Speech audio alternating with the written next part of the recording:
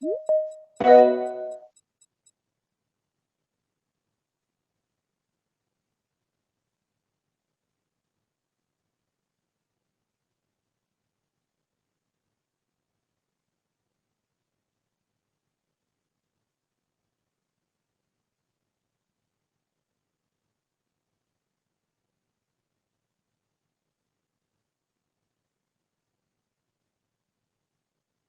Honor, can you hear the interpreter? I cannot hear you.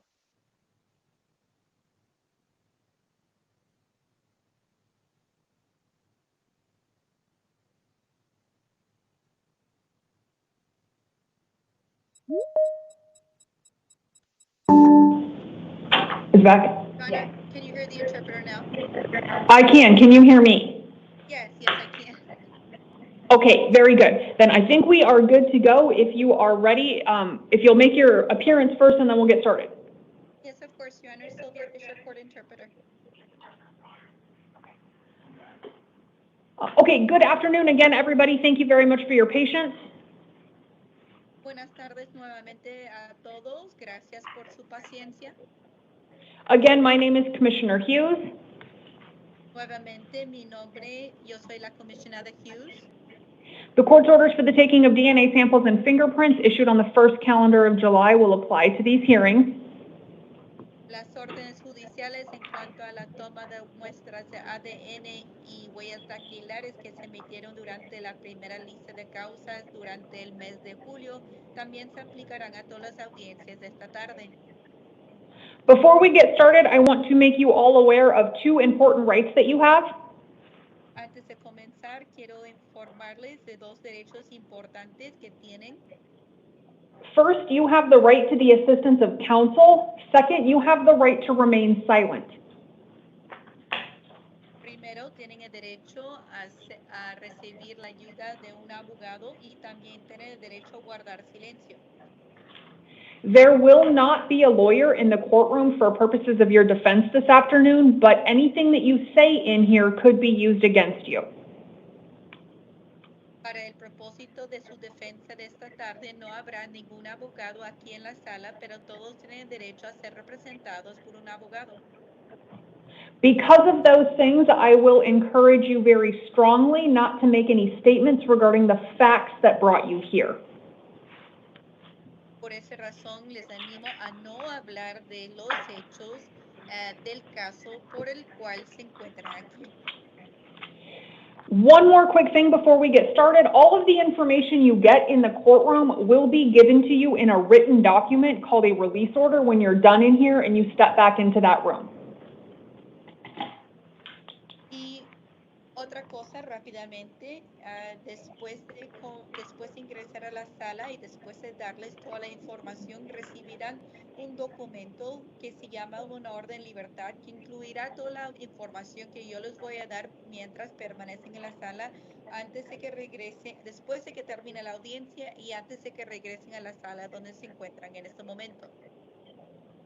Okay, can I please have Elie Rios Corrales and Jorge Corrales Rios both into the courtroom? Elie Rios Corrales y Jorge Corrales Rios, por favor, los dos ingresen a la sala. If you guys could just stand on either corner of that podium right there for me, please. A cada uno de los lados del podio, por favor. Nope, right there, you're good. No, señor. Está bien. Okay. I'm going to start by asking you each to state your name and date of birth. I will start with you and then I'll move to you. Voy a pedir que cada uno de ustedes me diga su nombre completo. Voy a comenzar con usted y luego con el otro. If you would, please. Elie Rios Corrales.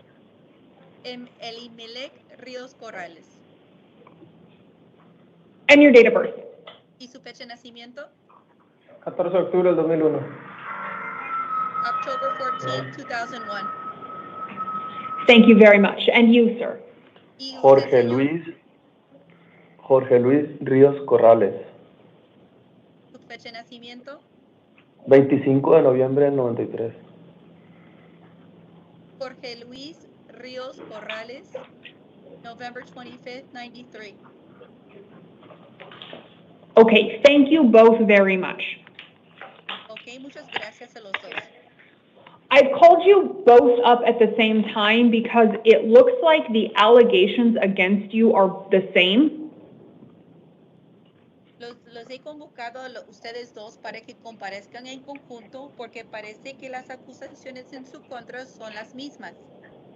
So rather than repeating everything 2 times, I'm just going to do your hearings together. En vez de repetirme 2 veces, simplemente vamos a proceder con la audiencia con ustedes en conjunto. You are both here on allegations of new charges. Los dos ustedes se encuentran aquí por acusaciones en cuanto a un caso nuevo en su contra.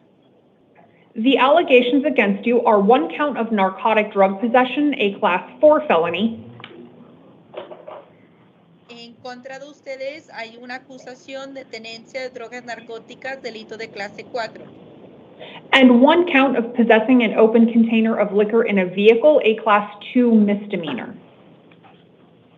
Y una acusación de tenencia de un contenedor abierto de algún tipo de licor en un vehículo, una falta de clase 2.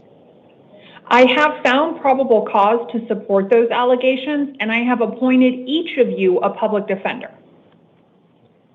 Determino que hay fundamento de procesamiento en cuanto a las acusaciones en su contra y les he designado a cada uno de ustedes un abogado público para representarlos. Your next court hearings on these allegations will be a status conference August 4th and then a preliminary hearing August 6th.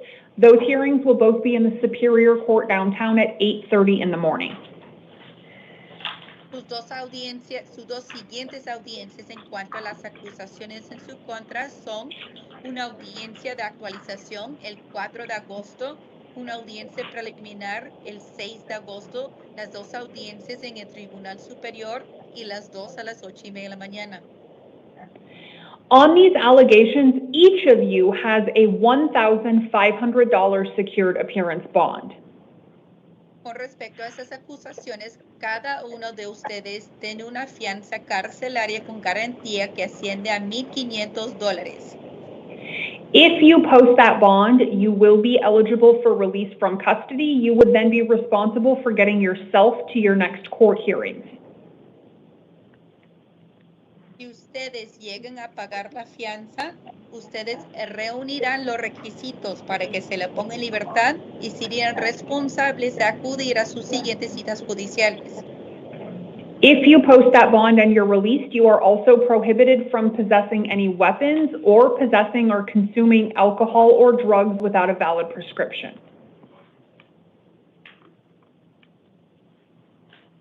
Si ustedes llegan a pagar la fianza y si se les ponen en libertad, no podrán tener en su poder ningún tipo de arma, no podrán tener en su poder ni consumir ningún tipo de alcohol o droga sin una receta vigente. Okay, Mr. Rios Corrales, on my left, do you understand those conditions? Señor Ríos Corrales, por mi lado izquierdo, ¿usted comprende esas condiciones? Sí, así es. Yes, that's right. Okay, now Mr. Rios Corrales, on my right, do you understand those conditions? Señor Ríos Corrales, por mi lado derecho, ¿comprende usted esas condiciones? Sí. Yes. Okay, thank you both very much. You can step back to your left. All of that information will be in your paperwork. Muchas gracias a los dos. Pueden pasar a su lado izquierdo y recibirán la documentación que contendrá toda la información que acabo de revisar con ustedes. Okay, Madam Interpreter, those were the only 2 individuals I already had marked as requesting a Spanish interpreter, but before you disconnect, could I ask you to make an inquiry of the gallery, please? Yes, and would you like me to ask, or would you like the interpreter rather to ask that they raise their hand if they do need an interpreter, Your Honor? Yes, please. ¿Hay alguien más que requiere los servicios de la intérprete? En caso que sí, por favor, levante la mano. Okay, I'm told no hands were raised. Thank you very much for joining us, Ms. Fisher. You are free to disconnect. Thank you. Okay.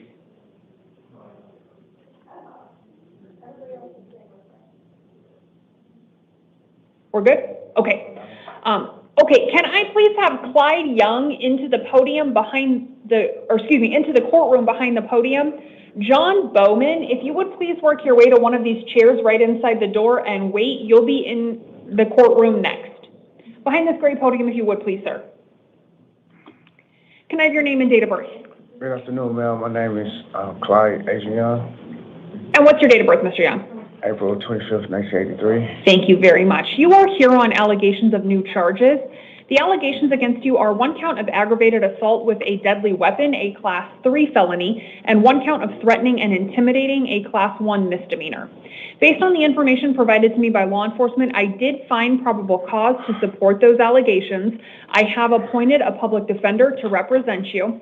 Your next court hearings will be a status conference August 4th and then a preliminary hearing August 6th. They will both be at 8:30 in the Superior Court downtown. On these allegations, you have a $15,000 secured appearance bond. If you post that and you are released from custody, you cannot have contact with the alleged victim or any alleged witnesses. You are also prohibited from possessing any weapons, possessing or consuming alcohol or drugs without a valid prescription. Mr. Young, you can ask me questions you have about your release conditions. I am not here to argue with you about the facts of the case. I'm not seeing you on the underlying allegations.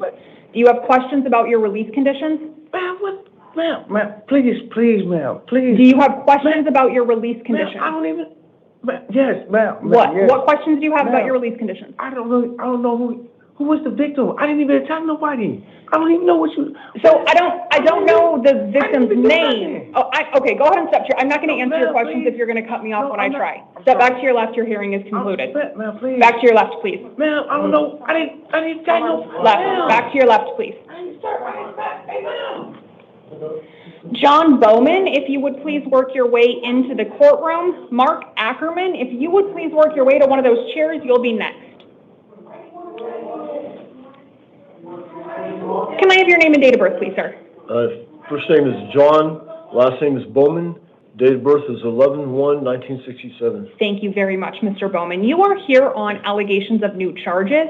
The allegations against you are 1 count of dangerous drug possession, a Class 4 felony, 1 count of drug paraphernalia possession, a Class 6 felony, and 1 count of failing to obey a police officer. That last one's a Class 2 misdemeanor.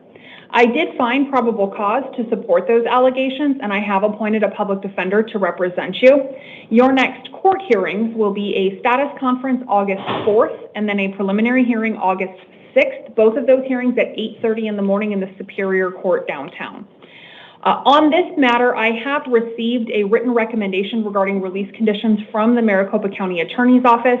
That recommendation asks me to impose a $5,000 secured appearance bond on these allegations. I will tell you, Mr. Bowman, I am not going to do that. I am persuaded that a bond is appropriate in this case, but I find that the least onerous release condition I can impose in this case is a $1,500 secured appearance bond. So you will have to post a $1,500 secured appearance bond to secure your release from custody. If you post that and you are released, you will be responsible for getting yourself to your next court hearings. You will also be responsible for not possessing weapons or drugs without a valid prescription if you're released from custody. And if you have not already provided your local address through this process, please make sure that you do that with the court, that you provide the court your local address, either at your first hearing or sometime before. Do you have any questions about your release conditions? No. Okay, thank you, Mr. Bowman. You can step back and get your paperwork. Mark Ackerman, if you would please work your way into the courtroom. Damon Patterson, if you would work your way to one of the chairs inside the door, please. Can I have your name and date of birth? Mark Ackerman, February 27th, 1973. Thank you, Mr. Ackerman. You are here on allegations of new charges. The allegations against you are 2 counts of possessing a forged instrument, both Class 4 felonies, and 1 count of knowingly displaying a false license plate, also a Class 4 felony. I did find probable cause to support those allegations. I have appointed a public defender to represent you. Your next court hearings will be a status conference August 4th and then a preliminary hearing August 6th. Both will be at 8:30 in the Superior Court downtown. On these allegations, you have a $1,500 secured appearance bond. If you post that and you are released from custody, you cannot possess any drugs without a valid prescription, and you also cannot operate a motor vehicle if you don't have a valid driver's license and you're released. Do you understand those conditions? Yes, ma'am, I do. Okay, thank you, Mr. Ackerman. You can step back and get your paperwork. May I ask a question about my release conditions? Is there any way that I could possibly be OR'd? I care for my elderly mother, and I have to be there for her physical therapy and helping her get moving again. So the short answer is no. Okay. The long answer is that bond is imposed in part based on a review of your criminal history. Okay. The information that I have indicates that you have at least 8 prior felony convictions. So because of that, you will have to post that bond in order to be eligible for release. Understood. Okay. Any other questions, Mr. Ackerman? No, ma'am. Okay, thank you very much. You can step back and get your paperwork. Damon Patterson, if you would please work your way into the courtroom. Eric Scott, if you would please work your way to the chairs. Can I have your name and date of birth, please, sir? Damon Patterson. I was born March 18th, 1997. Thank you very much, Mr. Patterson. You are here on a probation violation warrant. A petition to revoke your probation alleges that you have violated terms 3 and 5. I've appointed a lawyer to represent you in the probation proceedings. Your next court hearing will be a revocation arraignment August 4th at 8:30. It'll be in the probation court downtown. On that warrant, you have a $1,000 secured appearance bond. If you post that and you are released from custody, you cannot possess any weapons or any drugs without a valid prescription. Do you understand those conditions? Okay, thank you, Mr. Patterson. You can step back and get your paperwork. Eric Scott, if you would please work your way into the courtroom. Gregory Kaine, if you would please work your way to the chair. Will you pull your arms out, please, for me, and then tell me your name and date of birth? Eric Scott, 5/13/72. Thank you, Mr. Scott. You are here on 2 different matters. Both of them are bench warrants issued by the probation court when you failed to appear at revocation arraignment hearings. You have a lawyer already assigned to you in each of those 2 probation cases. That lawyer will continue to represent you. Your next court hearing in each of these 2 matters will be a new revocation arraignment hearing. It is scheduled for August 4th at 8:30 in the probation court downtown. On each of these 2 warrants, you have a $750 secured appearance bond. That means your total bond will be $1,500. It is all secured appearance. If you post that and you are released, in addition to getting to your next court hearing, you are ordered not to possess any weapons or any drugs without a valid prescription. Do you understand those conditions? Yes. Thank you, Mr. Scott. You can step back and get your paperwork. Gregory Kaine, if you would please work your way into the courtroom. Elijah Lucas, if you would work your way to the chairs, you'll be next. Can I have your name and date of birth, please, sir? Gregory Edward Kaine, 13177. Say the year one more time for me. 13177. 77. Thank you, Mr. Kaine. You are here on 2 different matters. The first matter that you're here on is an allegation of a new offense. That allegation is 1 count of dangerous drug possession. It's a class 4 felony. I did find probable cause to support that allegation, and I appointed a lawyer to defend you. Your next court hearings on that new drug allegation will be a status conference August 4th and then a preliminary hearing August 6th, both at 8:30 in the Superior Court downtown. The second matter you're here on is a warrant issued by the Goodyear Municipal Court on a misdemeanor criminal trespassing case. Yeah. On that misdemeanor warrant, you're entitled to a lawyer for purposes of release conditions. The lawyer for you in that misdemeanor case will be appointed by the next judge you see at your next hearing in that matter. Okay. That hearing is going to be an arraignment hearing August 6th at 8:30. Ma'am? That one will be in the Goodyear Municipal Court. Let me get through this and then I'll let you talk at the end. On each of these 2 warrants, you have a $500 secured appearance bond. That means your total bond will be $1,000. It is all secured appearance. If you post it and you're released, you'll be responsible for getting to all of your next court hearings. You will also be ordered not to return to the scene where you were arrested on the new drug allegation, and you could not possess any drugs without a valid prescription upon release if you post that bond. Go ahead, sir. Ma'am, I know that I have a failure to appear on the trespassing.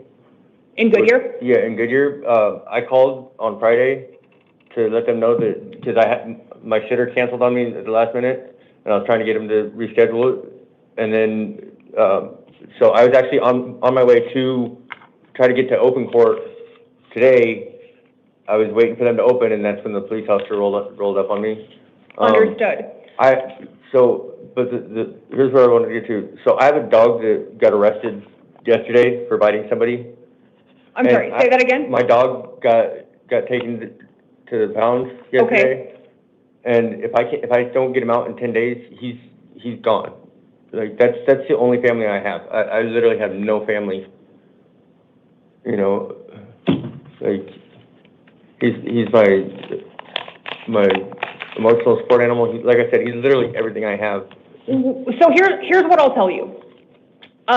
And I can't modify these bonds, partially because I'm not the one that set the Goodyear bond. I hear you telling me that the circumstances of that are unusual, but it's the Goodyear judge that has the authority to modify that bond.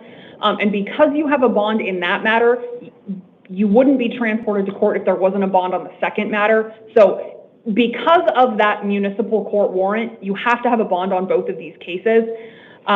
So you'll have to post that bond in order to be eligible for release. Your first court both of your court hearings will take place before 10 days from now, before 9 days from now.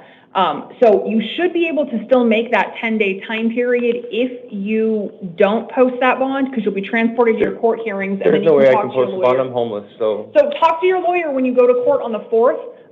Hopefully you get out on the 4th or at a minimum on the 6th, and then you can deal with your dog after that. In the meantime, you could try contacting the public defender to see if they can help you with the dog situation. You could also attempt to call, I don't know who took the dog, but you could also attempt to contact Maricopa Animal Care and Control if they're the ones that have them, explain the situation, and see if you could get 1 or 2 more days.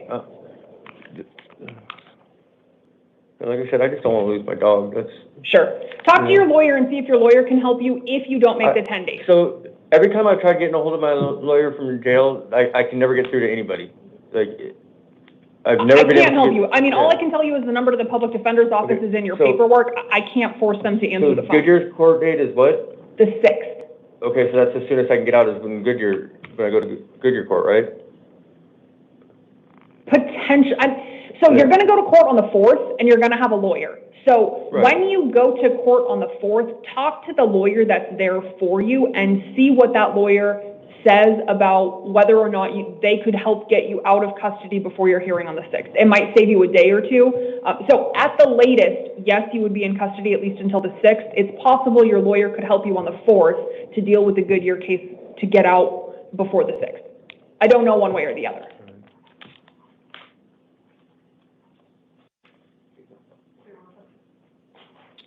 Okay, Elijah Lucas, if you would please work your way into the courtroom.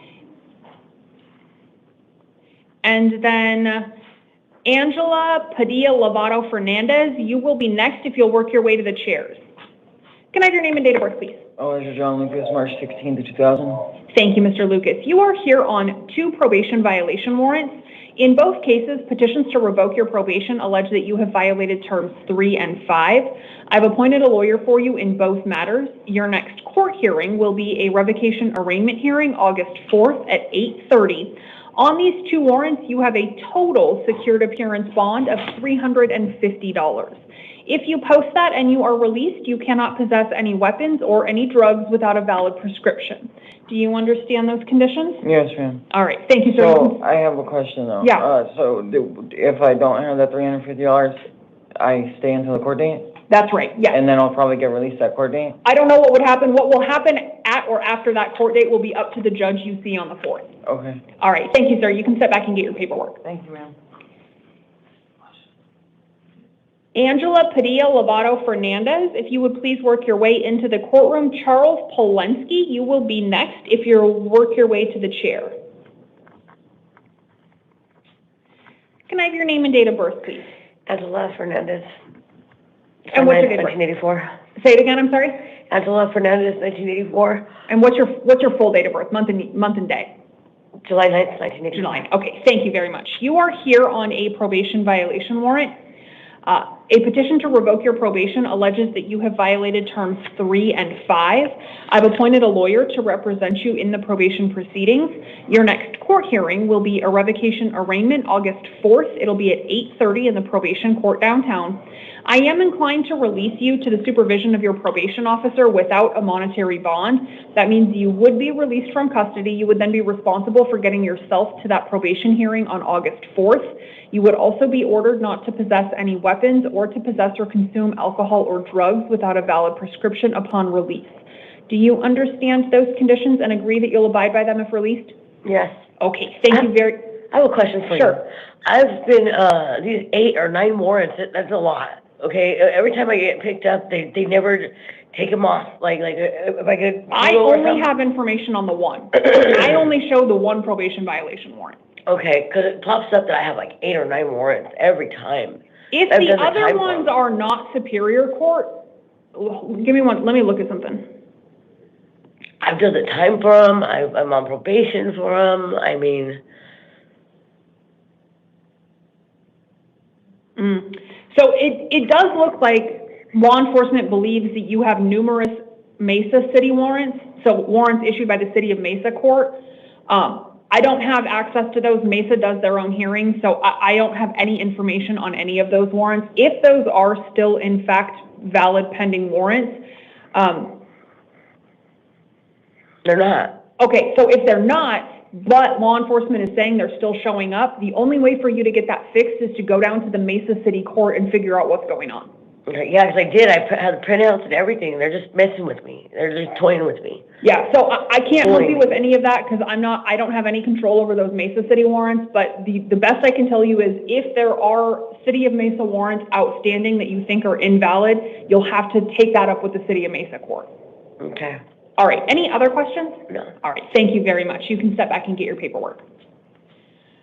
Charles Polensky, if you would please work your way into the courtroom. Carrie Sansosi, you will be next if you please work your way to the chair. Can I have your name and date of birth, please?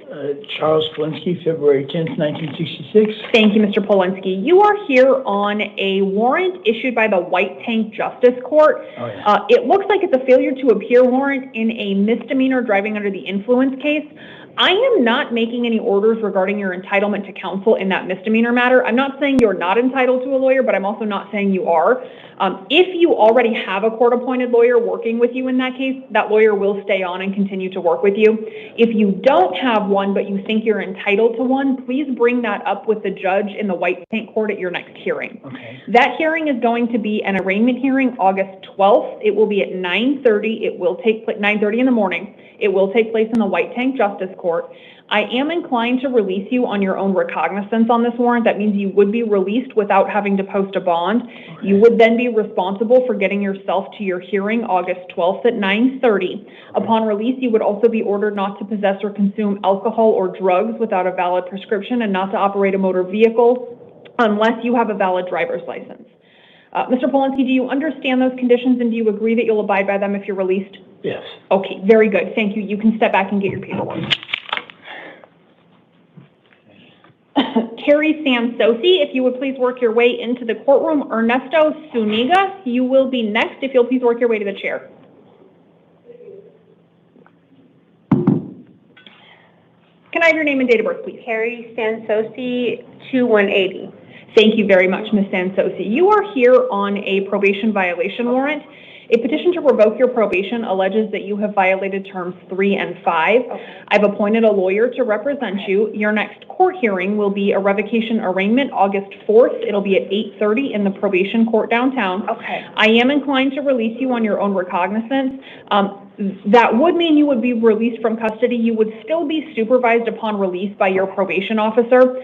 So you would be responsible for getting yourself to your next court hearing. You could not possess weapons or drugs without a valid prescription. And once you're out, you would have 3 days to contact your probation officer. Okay.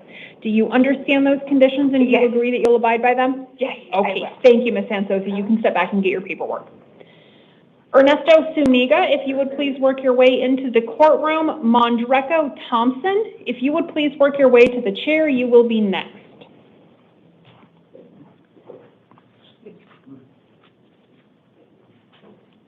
Thank you, sir. If I could ask you to remove your beanie and then give me your name and date of birth, please. Ernesto Suniga, 1897. Thank you very much. You are here on a failure to comply with court terms warrant issued by the Ironwood Justice Court.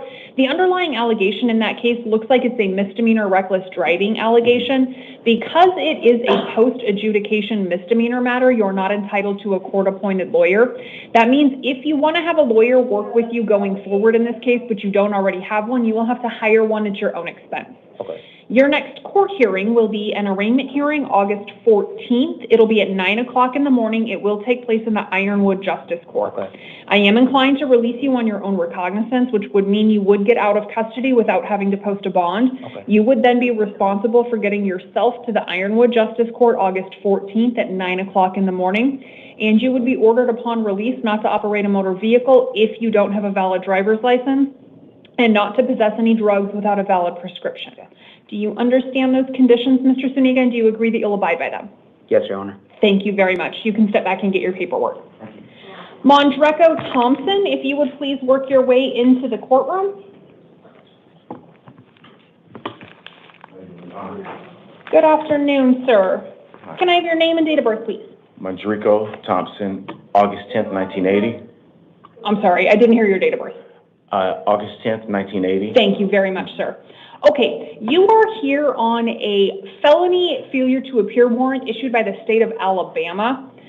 Before you were put on a court docket here in Arizona, Arizona confirmed with Alabama that is a valid warrant. Alabama has indicated that they are willing to extradite you, which means Alabama authorities want to come to Arizona and take you back to Alabama. Because you're here on an out-of-state warrant, your hearing is going to look a little bit different than everybody else that has already gone. You will have a choice between two different options to make. I will go through what the two options are. Hopefully they're the same as the information. The information on the options is hopefully the same as what's on that card. I'll then give you an opportunity to ask questions you have about either option. At the end of your hearing, I'll ask which option you would like to choose. Okay, as I indicated, you are here on a warrant issued by the state of Alabama. Before court, I know you were given a big laminated card. Did you read the information on that paperwork? Yes, ma'am. I was going over it. Okay. All right. So as I kind of alluded to, you're going to have a choice between two different options to make at this hearing. You can choose to waive your right to an extradition hearing here in Arizona and agree to be sent back to Alabama within 30 days, or you can demand to have an extradition hearing held here in Arizona and demand that the governors of both Arizona and Alabama sign a warrant before you could be removed and taken back to Alabama. So option one is waive your right to an extradition hearing and agree to go back to Alabama within 30 days. If you pick that option, you will stay in custody here in Maricopa County without bond for up to 30 days to allow Alabama an opportunity to come get you. If you pick that first option, you're not waiving any defenses or rights that you have in the Alabama case. You are only waiving your right to extradition proceedings here in Arizona. If you pick that first option, your 30-day time period will start ticking tomorrow unless you have unresolved criminal charges pending anywhere in Arizona. If you do, that 30-day time clock will not start ticking until your Arizona criminal charges are resolved. So hopefully, brief recap of option one. You waive your right to extradition proceedings in Arizona. You agree that Alabama can come and take you back, stay in custody here in Maricopa County, no bond for up to 30 days. If you don't pick that option, your second option is to demand to have an extradition hearing held here in Arizona. If you pick that second option, I will set your initial extradition hearing for August 11th at 1:30. It'll be in the Superior Court downtown. Extradition proceedings in Arizona are civil proceedings, not criminal proceedings. That means I could not appoint a lawyer to represent you, but you would have the right to hire a lawyer to represent you in the extradition proceedings if you pick that second option and you wanted a lawyer present.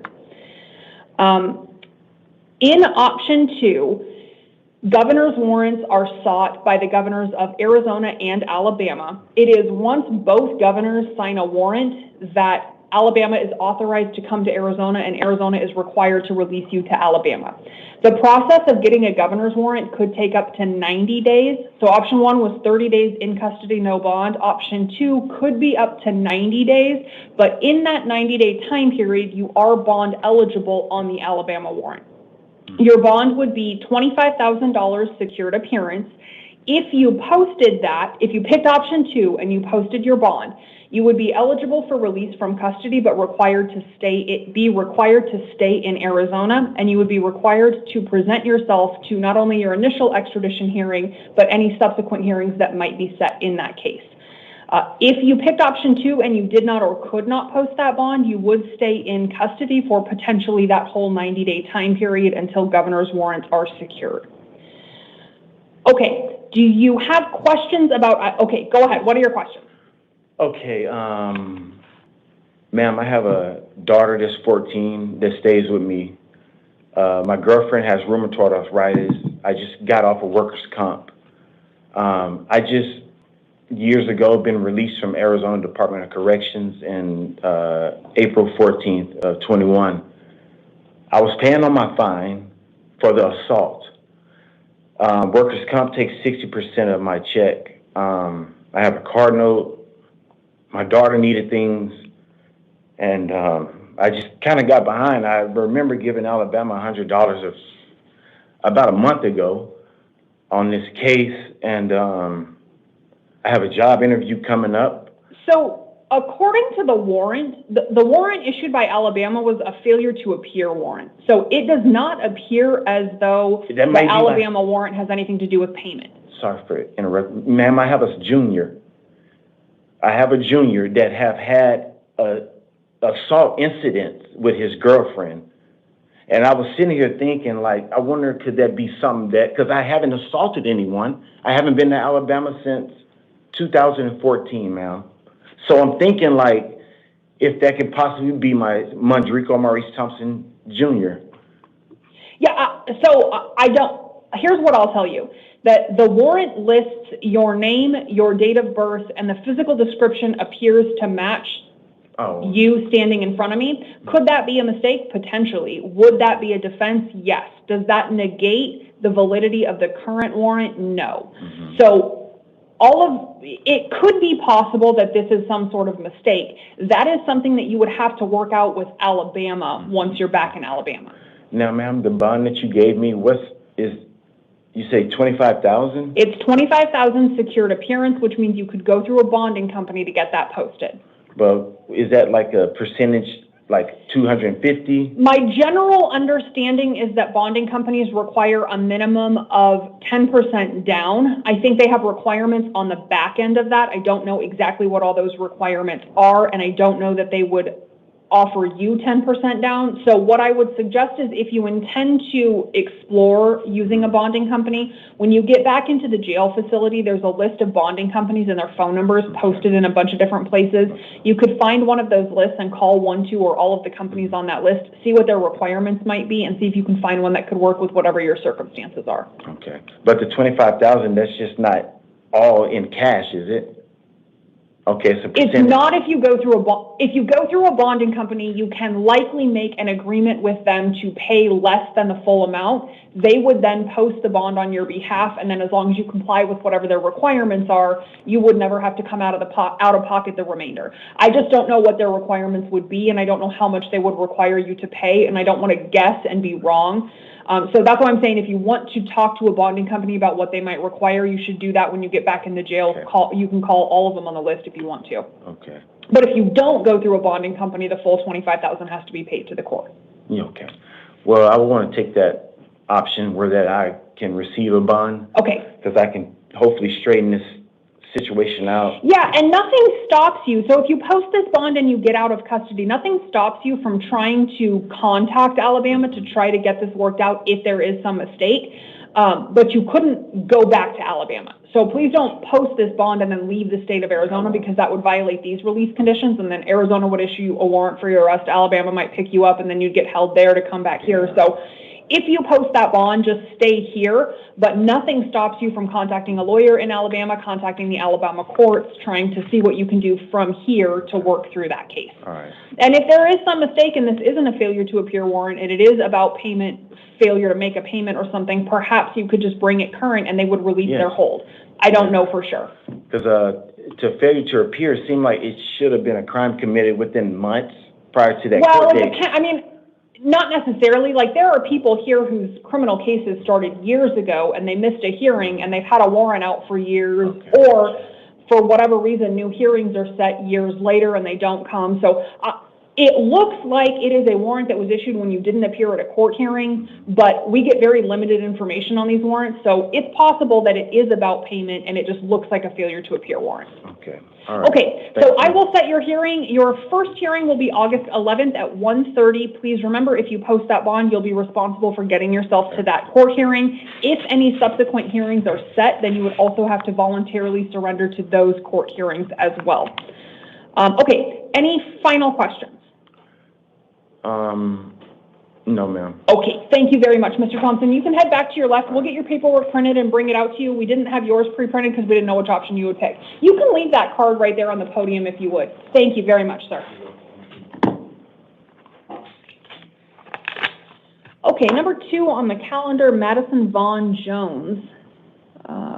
Date of birth, 3/29/2005. Is not in the courtroom because she was unable to function in general population. She's here on 2 different matters. The first is an allegation of a new felony offense. It is 1 count of aggravated assault, a class 5 felony. I did find probable cause to support that, and I appointed a lawyer to defend her. Her next court hearings will be a status conference August 4th and a preliminary hearing August 6th, both at 8:30 in the Superior Court downtown. On that new allegation, she has a $2,500 secured appearance bond. She's also here on a failure to appear warrant issued by the West McDowell Justice Court on a misdemeanor case involving drug paraphernalia and obstruction allegations. She's entitled to a court-appointed lawyer for purposes of release conditions on the misdemeanor warrant. That lawyer will be appointed at her next court hearing. That'll be an arraignment hearing July 30th at 8:30 in the morning in the West McDowell Justice Court. On that warrant, she has a $500 secured appearance bond, making her total bond $3,000. If anything changes after I visit her cell side, the court's final orders regarding her release conditions will be reflected in her written release order. That concludes the 2 p.m. initial appearance calendar. This court will stand in recess until 5 p.m.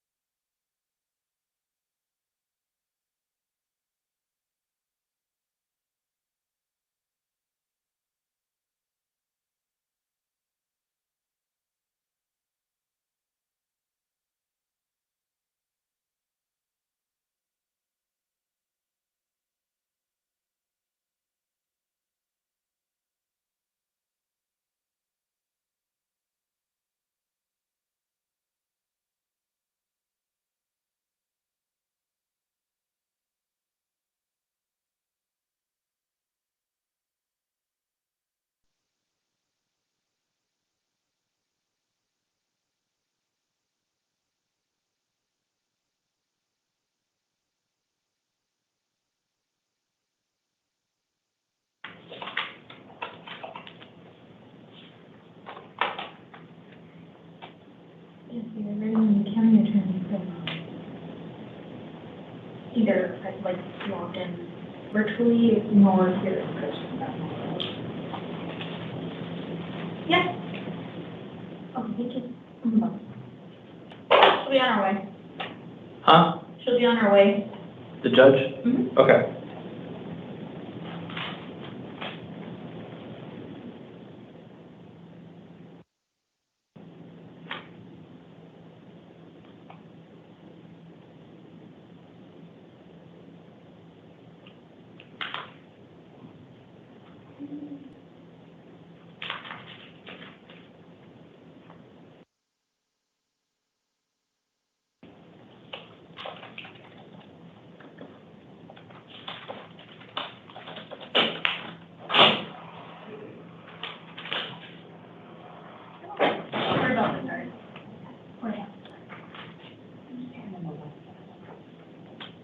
I'll let her, or I already let her. The attorney is.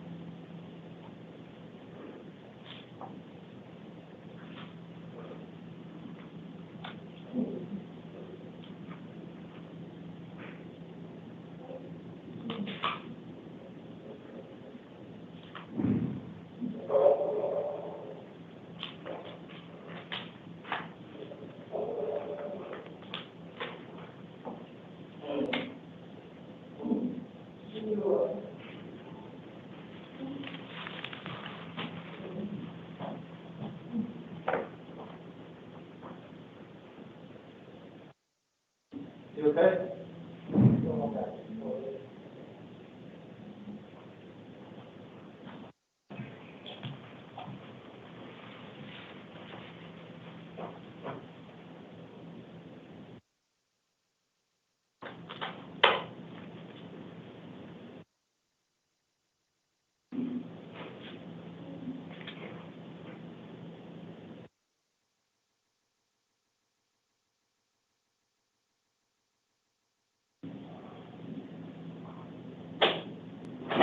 All rise.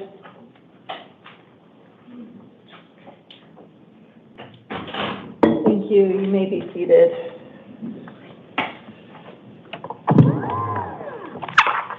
Give me just a second to get logged on and then we'll get started.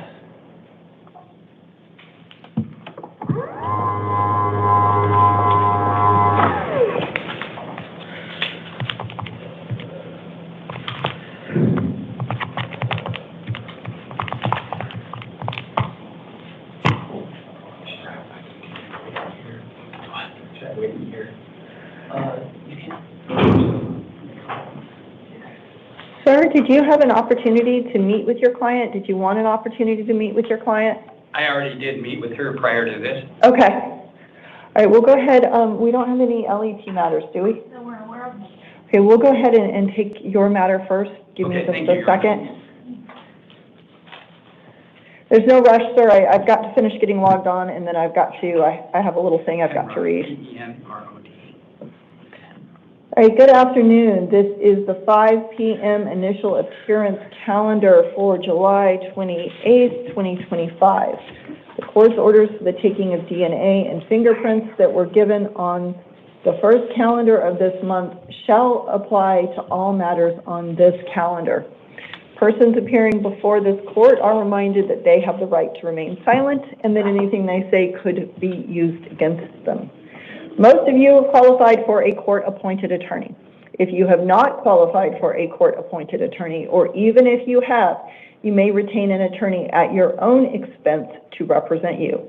I will be calling you up individually. When your name is called, please proceed to the podium. At the conclusion of your matter, officers will have paperwork for you. That paperwork will detail all of my orders in your case. It will also contain the dates, times, and locations of your future hearings. Sorry for a second.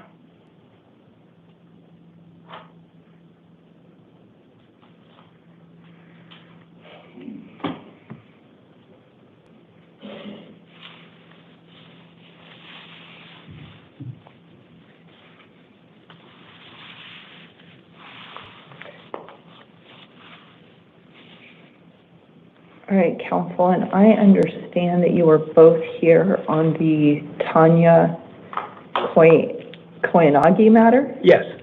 Okay. Ms. Sauer, I know that you will be appearing on behalf of the state. Sir, have you filed a notice of appearance? I haven't. I just heard about it this morning when she got arrested. I knew the case was coming because she retained me like 9 months ago. Okay. And I'd written a letter to the county attorney's office advising them of that, but I guess such a long period of time went by that we were not aware. Okay. All right. My name is Commissioner Elizabeth Campbell. We're going to start this evening with Tanya Coyanagi, please. And after Ms. Coyanagi, we're going to have Javier Brouseno. All right, Ms. Coyanagi, if you want to go ahead and proceed to the podium. Counsel, I'm going to have her state her name for the record, and then I'll let you make your appearance, okay? Yes. All right, Ms. Koyanagi, go ahead, state your name for the record. Tanya Marie Koyanagi. And Ms. Koyanagi, what is your date of birth? February 8th, 1980. Thank you. And who do we have this afternoon on behalf of Ms. Koyanagi? Craig Penrod on behalf of Ms. Koyanagi. All right. And Mr. Penrod, will you be, is your representation going to be limited to this initial appearance, or is it a representation, do you anticipate that representation going forward? No, I anticipate representing her on the case. Okay. That is perfect. And on behalf of the state, who do we have? On behalf of the state. Thank you. And Mr. is Penrod? Yes. Ms. Penrod and Ms. Sauer, as you both know, we are here tonight because the grand jury in Maricopa County issued a warrant for Ms. Penrod's arrest on allegations that on or about October 31st, 2024, she committed the offense of aggravated assault, class 3 felony, and these offenses are all have the date of offense of on or about October 31st, 2024. Endangerment, a class 6 felony, aggravated driving or actual physical control while under the influence of intoxicating liquor or drugs. And there are 1, 2, 3, 4 counts of that, all class 6 felonies. Because this is a grand jury arrest warrant, I do not find probable cause in these cases, as both of you probably know. Right. And in view of Mr. Penrod's appearance, I am going to edit, I'm going to indicate that there is you have an existing attorney, Ms. Koyanagi. I'm sorry, sir, will you say your name for me one more time? Yes, Craig, C-R-A-I-G, Penrod, P-E-N-R-O-D. All right. You will still need to file a notice of appearance in this matter, as you are aware. All right. All right. Mr. Penrod, would you like to be, as you are probably aware, that the grand jury has issued its arrest warrant, and there is a statement regarding the appearance bond that the grand jury is setting forth or recommending in this matter. Do you have any comments on that? Yes, Your Honor. I would urge the court to not impose such an onerous bond on her. This event happened last October. She came to me shortly after that, retained me. I wrote a letter to the county attorney's office. I represented her on the most recent prior, the 2016 case in the past. She's not a flight risk. If she was, she's had 9 months to make a run for it. She certainly hasn't, knowing that this was coming and knowing what her exposure is, because we discussed it at the time that she came in and told me about the incident and requested that I represent her. So I think the requirements should be something less than a bond. The public can be protected with pretrial services, with monitoring, that type of thing. A $30,000 cash bond is the same thing as no bond for her. And so I would urge the court to release her on some form of pretrial services. It can be monitoring, it can be whatever. She has children. She has one child that's special needs. They need her at home. And again, she's not a flight risk, or she would have been gone by now. All right. And Ms. Sauer, I should have let you go first, but Mr. Penrod, I will let you have the last word. Okay. Ms. Sauer, what is state's position? The state agrees with all the rationale set forth in the grand jury warrant and requests that the $30,000 cash bond be imposed. It looks like from this, the defendant has 4 previous DUIs and continues to engage in the same high-risk driving with very high BAC levels. Ms. Penrod, any last words? Yes, I mean, the case that I represented her on was 2016, so, 9 years ago. She's certainly led a clean life since then. I'm not sure what happened in this situation. She hasn't been found guilty yet, so we're not trying the case, obviously. A bond of that amount is far more than is necessary to protect the public or guarantee her appearance in court. So I think pretrial services and whatever type of supervision they have available short of posting the bond is more appropriate. All right, thank you. I appreciate the arguments, and I have heard the arguments on both sides. I have also read the rationale as it is contained in the grand jury's arrest warrant. I'm going to go ahead and set a hearing on August 5th at 8:30 a.m. in the downtown Maricopa County Superior Court. We will provide you a courtesy copy of the order. Mr. Penrod can, of course, write it down, but it's just easier sometimes to get a courtesy copy. Consistent with the grand jury arrest warrant, I am going to go ahead and order a cash-only appearance bond in the amount of $30,000. Also consistent with that grand jury arrest warrant, I am going to go ahead and order that Ms. Koyanagi, in the event she is able to post that bond, participate in pretrial supervision to include alcohol and drug testing. I am going to confirm that, Giselle, did we get a updated with the attorney information order? No, I have the paperwork right here. Okay, and I did update the order as well. All right, so with that, that paperwork will be available from the officers, from Ms. Koyanagi. Is there anything further from you, Ms. Sauer? No, Your Honor, thank you. Anything further from you, Mr. Penrod? Nothing further, Your Honor. All right, Ms. Koyanagi, sir, would you like an opportunity to meet further with your client? Can you tell me then, because I can't, I'm not. Yeah, okay, I will see you on August 5th when we're in court. She didn't reduce the bond. Okay, so the bond's still staying, so it's 30,000. Yeah. Okay. Okay. So everything's still the same? Yes. Okay, no pretrial services and nothing? Not yet. Okay. All right. Okay. All right, go ahead, ma'am, go ahead, step to the left. We'll get your paperwork to you. And yes, I think they have paperwork for you to sign. Ms. Sauer, are you here in any other cases this evening? I'm not. May I be excused? Thank you. Thank you. All right.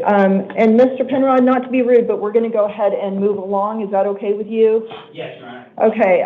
Javier Brouseno, please, and then Travis James.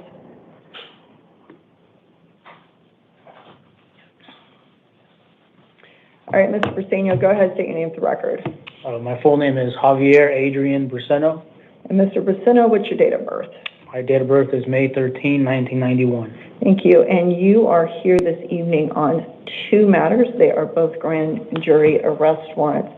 In your first matter, the grand jury in Maricopa County issued a warrant for your arrest on allegations that between May 11, 2024 and June 27, 2024, you committed the violation of conspiracy, a Class 2 felony, and on or about May 11, 2024 through June 27, 2024, you committed the violation of illegally conducting an enterprise, a Class 3 felony. That on or about June 27, 2024, you possessed or used a narcotic drug for sale, a Class 2 felony, and on or about June 27th of 2024, you possessed you possessed marijuana for sale, a Class 2 felony, and that on or about June 27, 2024, you committed the offense of misconduct involving weapons, a Class 4 felony. In that matter, I am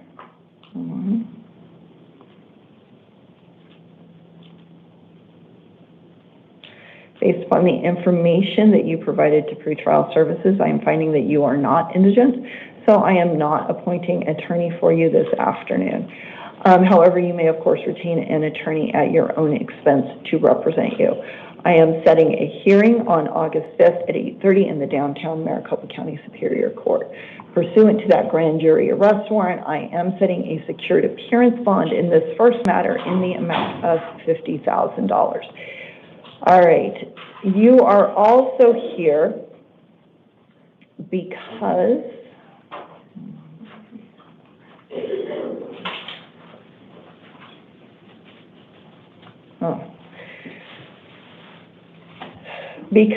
your new charges from the grand jury that we just read would constitute an alleged term 1 of your existing probation in your case CR 2021-001715. In that matter, again, and we are going to need to reprint these, Giselle. I'm sorry, I had the attorney information incomplete. Based upon the information that you provided to pre-trial services, I'm finding that you are not indigent, therefore I'm not appointing you an attorney in this matter. However, you may, of course, retain an attorney at your own expense to represent you. In your probation matter, I am setting a hearing on August 4th at 8:30 in the downtown Maricopa County Superior Court. And I am setting a I'm setting a secured appearance bond in the amount of $5,000. In the event you are able to post your bonds and secure your release, I am reminding you, you need to contact your probation officer within 72 hours. All right, we will get your updated paperwork to you in just a minute. Go ahead, step to the left. Travis James, please, and then Monica Omana.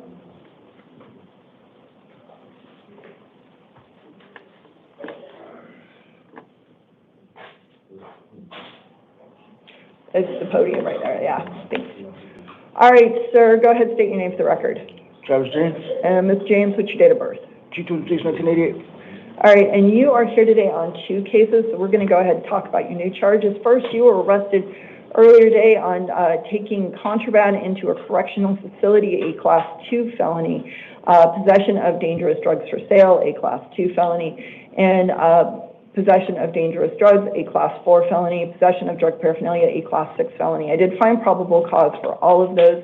I am appointing you an attorney. I'm setting 2 hearings in your case, the first on August 4th at 8:30, the next one on August 6th at 8:30, both in the downtown Maricopa County Superior Court. On your new charges, I am setting a secured appearance bond in the amount of $10,000. Now, you are also here because you are currently on probation in your case, CR 2021-015699. In that matter, the Maricopa County Superior Court has issued a warrant for your arrest based upon allegations that you violated that probation. In your probation violation matter, I am appointing you an attorney, and I'm setting hearings on August 4th at 8:30 in the downtown Maricopa County Superior Court. I am setting a secured appearance bond in your probation case in the amount of $500. In the event you are able to post your bonds and secure your release, you do need to contact your probation officer within 72 hours. Okay. Go ahead, step to the left. Officers will have your paperwork for you. Monica Omana, please, and then Sabrina Hand.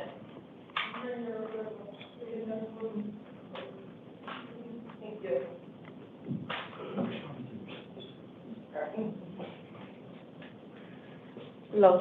Hello, Miss Omana, go ahead, state your name for the record. My name, Monica Omana. And Ms. Omana, what is your date of birth? March 18 of 1990. All right, you were arrested earlier today on charges of aggravated assault, Class 6 felony. I did find probable cause for that. I am appointing you an attorney, and I'm setting 2 hearings in your case, the first on August 4th at 8:30, the next one on August 6th at 8:30, both in the downtown Maricopa County Superior Court. I am setting a secured appearance bond in your matter in the amount of $2,500. In the event you are able to post that bond and secure your release, you would be subject to certain release conditions, including alcohol and drug testing and electronic monitoring. You are not to return to the scene of the alleged crime or have any contact with any alleged victim. Full release conditions are in your paperwork, which officers will have for you. Go ahead, step to the left. Yes, ma'am. Aggravated assault against me? No, ma'am. This is action you took against others. That was last night, right? Last night or earlier this morning. The arrest date is today, so it would be Yeah, it looks like it was at 1:21 this morning. I was the one who was attacked by two people, which was my daughter and my sister. Okay. And I did appoint you an attorney, and you can talk to your attorney about any defenses that you may have. And I'm making my decision and finding probable cause based upon the information in the Form 4 that I have in front of me. What's the probable cause? I'm sorry. That you committed assault, and the persons involved were grandmother, I believe it was your niece, and a child. It was my daughter, my sister, and my mom, all who assaulted me. Okay. Well, you can talk to your attorney about that. Go ahead, step to the left. Officers will have your paperwork for you. Okay. Sabrina Hand, please, and then Geneva Brown. Stainless? Yes, ma'am. I set a bond in your case. For how much? It is I set a $2,500 secured appearance bond. So your next hearing would be on 8:30. All right, go ahead, ma'am. I need to move to the next person. Sabrina Hand, please, and then Geneva Brown. All right, ma'am, go ahead and state your name for the record. Sabrina Hand. And Ms. Hand, what is your date of birth? 13/01/05. All right, you are here because the Maricopa County Superior Court issued a warrant for your arrest on allegations that you failed to appear in your case CR 2025-000667. In that matter, I'm not appointing you an attorney because if you were eligible to have one appointed, one should already have been appointed for you. You may, of course, always retain an attorney at your own expense to represent you. I'm setting 2 hearings in your matter, the first on August 4th at 8:30, the next one on August 6th at 8:30, both in the downtown Maricopa County Superior Court. I am setting a secured appearance bond in your matter in the amount of $1,000. Go ahead, step to the left, officer, I should pay for it. Leaving? Huh? I'm leaving? I'm setting a secured appearance bond in the amount of $1,000. Geneva Brown, please. I'm leaving.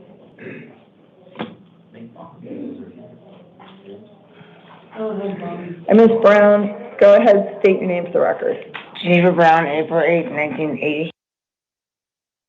You are here this afternoon on 2 matters. You are here on your new case for which you were arrested earlier today.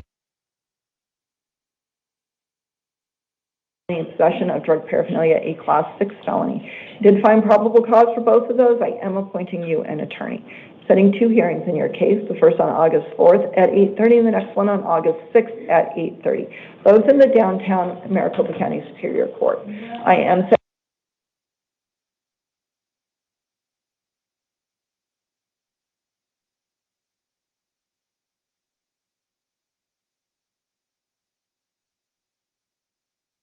the allegations in your new case.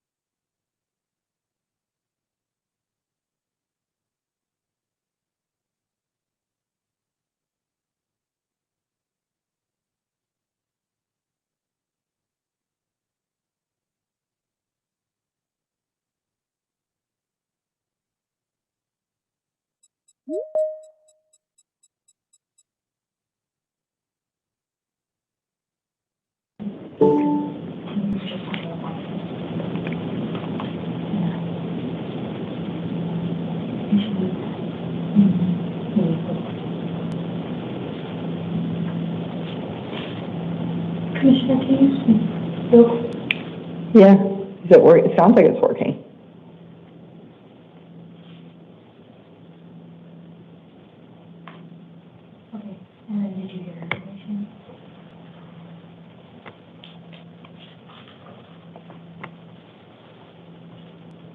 Can you hear me now?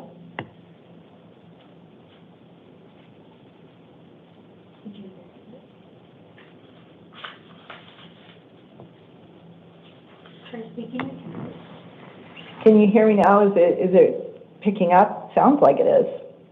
Okay. Got it.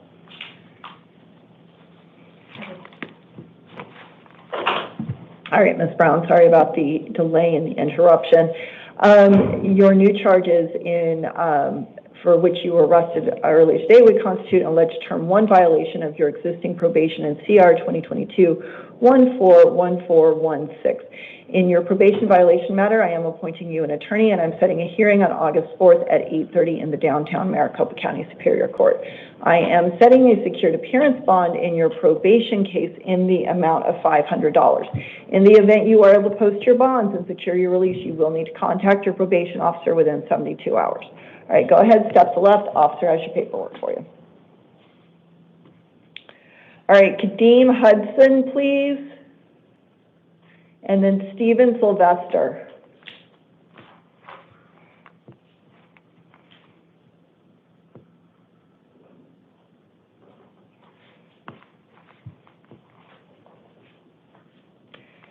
All right, Mr. Hudson, go ahead, state your name for the record. Kade Hudson. Mr. Hudson, what's your date of birth? 10/28/93. Thank you. And you are here this evening because you're here on 4 matters. We're going to go ahead and talk about your new case first. You were arrested on 2 charges. The first was possession of dangerous drugs. That's a Class 4 felony. Based upon the limited information I have in front of me, I'm not finding probable cause for that drug violation. However, I'm advising you that the allegation is not dismissed and that formal charges may nevertheless be filed for that violation. You were also arrested on charges of criminal trespass in the 2nd degree. That's a misdemeanor. I did find probable cause for that. I am appointing you an attorney, and I'm setting hearings on August 4th at 8:30 and August 6th at 8:30, both in the downtown Maricopa County Superior Court. In your new case, I am setting a secured appearance bond in the amount of $50. Now, you are also here because the Maricopa County Superior Court issued warrants for your arrest on allegations that you violated your probations in cases CR 2024-155118 and CR 2024-123653. In both of those cases, I am appointing you an attorney, and I'm setting hearings on August 4th at 8:30 in the downtown Maricopa County Superior Court. In your 24 case ending 3653, I am setting a secured appearance bond in the amount of $250. And in your 24 case ending 24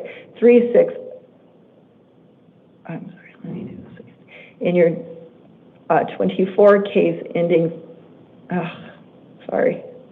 in the 24 case ending 5118, I am setting a secured appearance bond in the amount of $250. And in your 24 case ending 3653, I am setting a secured appearance bond in the amount of $150. Now, you are also here because the Country Meadows Justice Court issued a warrant for your arrest in their matter for failure to appear. In that matter, I am What is that? So that is based on a failure to appear on charges stemming from with an offense date of May 28, 2025, and allegations of shoplifting and resisting arrest. In that matter, because I am setting a bond, I am appointing you an attorney for limited representation regarding the bond issue only, setting a hearing on July 31st at 8:30 in the Country Meadows Justice Court, and I'm setting a secured appearance bond in that matter in the amount of $50. Now, in the event you're able to post your bonds, and I realize that there's 4, and secure your release, I'm reminding you do need to contact your probation officer within 72 hours, okay? All right, go ahead, step left, officer has your paperwork. Stephen Sylvester, please, and then after Mr. Sylvester, we are going to have Nathalie Lopez Carrillo. All right, Mr. Sylvester, go ahead, state your name for the record. Hi, yes, my name's Steven, S-T-E-V-E-N, Sylvester. All right, and Mr. Sylvester, what is your date of birth? January 21st, 1980. Thank you. And you are here on 3 matters this afternoon. We're going to go ahead and talk about your new case first. You were arrested earlier today on driving with a suspended or revoked license. It's Class 1 misdemeanor, and possession of drug paraphernalia, a Class 1 misdemeanor. I did find probable cause for both of those. An attorney should be appointed at your next hearing for limited representation regarding a bond issue only. I am setting a hearing on August 6th at 9 a.m. in the town of Wickenburg, and I'm setting a secured appearance bond in your new case in the amount of $100. Now, you are also, yes, sir. Can I please ask for some pretrial services? I have my grandmother. She's terminally ill. She just was in. She was just put into the hospital this afternoon, and if I could please just get out to go see, she's probably not going to make it, ma'am. Okay, you do have 3 matters, sir. So I am going to set bonds in each of those cases because I think based upon my review of the cases that is appropriate. So we are going to move on to talking about you have a failure to appear arrest warrant. Again, this is out of the Wickenburg Municipal Court. Again, I am appointing you an attorney for purposes of representation regarding the bond issue only. I'm setting a secured appearance bond in this failure to appear matter in the amount of $100. I'm also setting a hearing on August 6th at 9 a.m. in the town of Wickenburg. And finally, you are here because the Surprise Municipal Court issued a warrant for your arrest. Again, this is a failure to appear matter, and this stems from a May 13th, 2025 violation of driving, alleged driving with a suspended or revoked license. Again, I'm going to set a bond in the amount of a secured appearance bond in the amount of $50. So I am appointing you an attorney for limited representation regarding the bond issue only, and I'm setting a hearing on August 5th in the Surprise Municipal Court. Okay, that's 3 different cases, 3 different bonds, but the officer will have your paperwork and it will have all those information, all of that information for you. So there's no chance that I could get out with the services?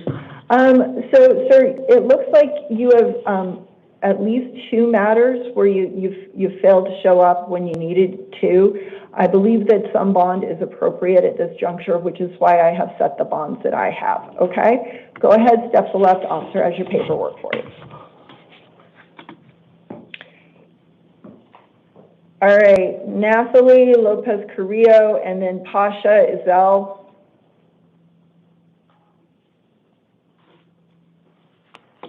All right, ma'am, go ahead, state your name for the record. Natalie Lopez Carrillo. Okay, and I'm sorry, I mispronounced your first name. It's okay. Everybody does. All right, Ms. Lopez Carrillo, what is your date of birth? 02/15/02. Thank you, and you are here this afternoon because the Maricopa County Superior Court issued a warrant for your arrest on allegations, based upon allegations that you violated your probation in your case CR 2022-134181. In that matter, I am appointing you an attorney, and I'm setting a hearing on August 4th at 8:30 in the downtown Maricopa County Superior Court. I am setting a secured appearance bond in the amount of $250. In the event you are able to post that bond and secure your release, you will need to contact your probation officer within 72 hours. All right? Yeah. Okay, go ahead, step to left. Officer has have your paperwork. Okay, thank you.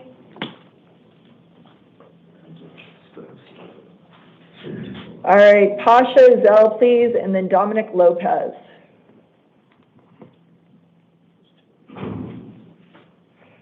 All right, sir, go ahead, state your name for the record. Pasha Timothy Isley. I'm so sorry. Say your last name for me one more time. Isley. Isley. All right, Mr. Isley, what is your date of birth? August 24th, 1985. Thank you. And you are here this afternoon because the Maricopa County Superior Court issued a warrant for your arrest on allegations that based upon allegations that you violated your probation in CR 2022-104806. In that matter, I am appointing you an attorney. And I'm setting hearings on August 4th at 8:30 in the downtown Maricopa County Superior Court. I am setting a secured appearance bond in your matter in the amount of $100. In the event you are able to post that bond and secure your release, I am reminding you, you need to contact your probation officer within 72 hours. All right, go ahead, step left, officer has your paperwork. Dominic Lopez and then Karina Antiveros, please.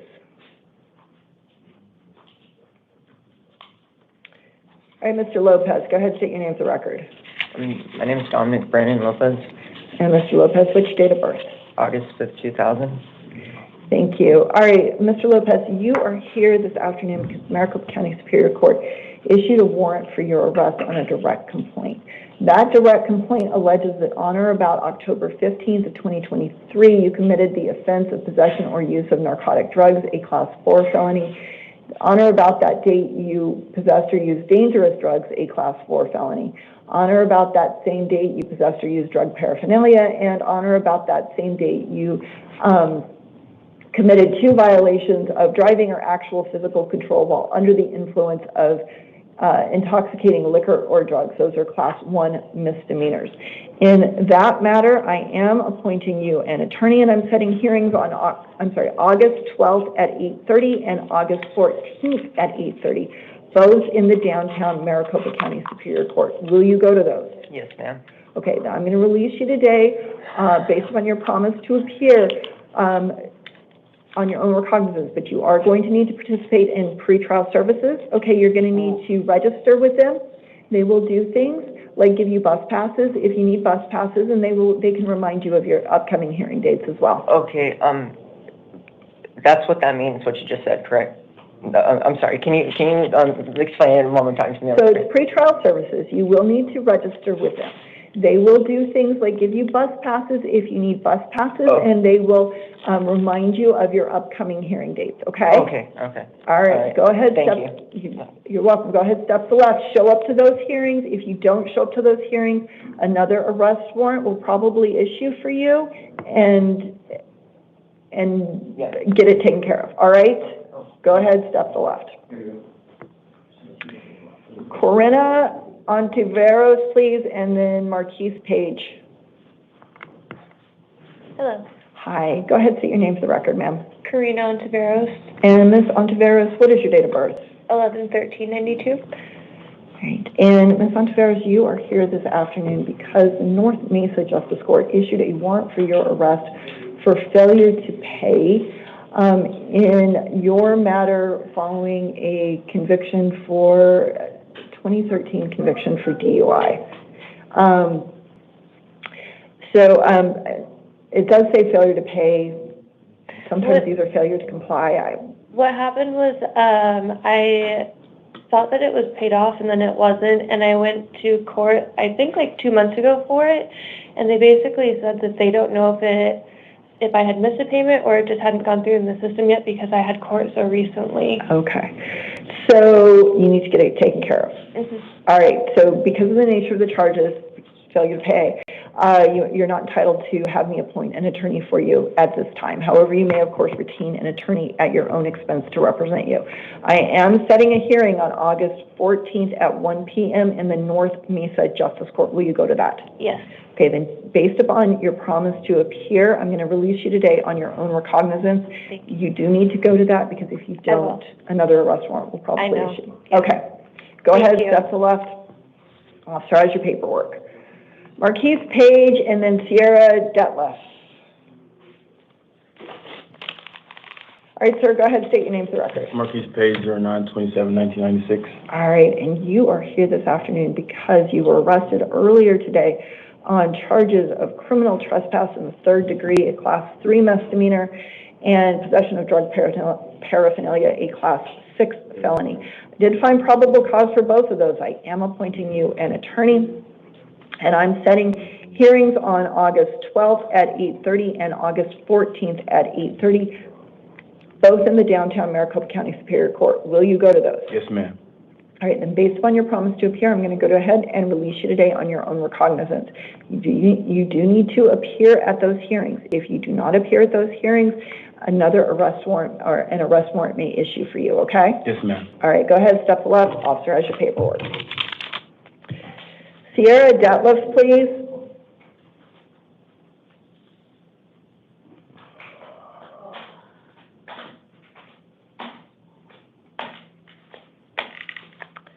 Hi. Hi. All right, ma'am, go ahead, state your name for the record. Sierra Detlef, And Ms. Detlef, what is your date of birth? 11/14/1990.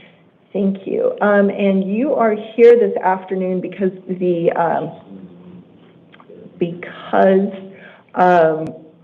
a petition to revoke your probation has been filed based upon allegations that you violated terms 1, 3, and 5 of your probation in CR 2024-113143.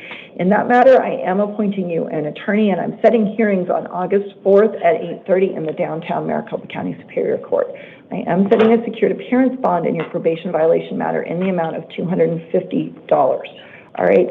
If you are still in custody at the time of that August 4th hearing, as you may be aware, they will arrange for officers will arrange to transport you down to the Superior Court, okay? Okay. All right, go ahead, Thank step you. left. Officers have your paperwork. All right, and because the last person is crossed off, I think that completes. All right, and that brings us to the end of our 5 p.m. initial appearance calendar for July 28th, 2025. We are going to go ahead and stand adjourned until 8 p.m.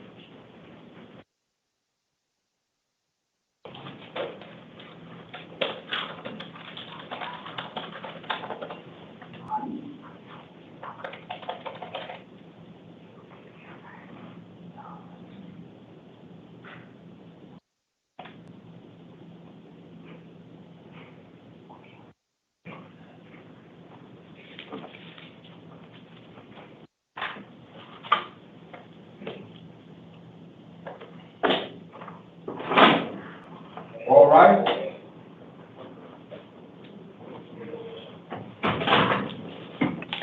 All right, good evening. You may be seated.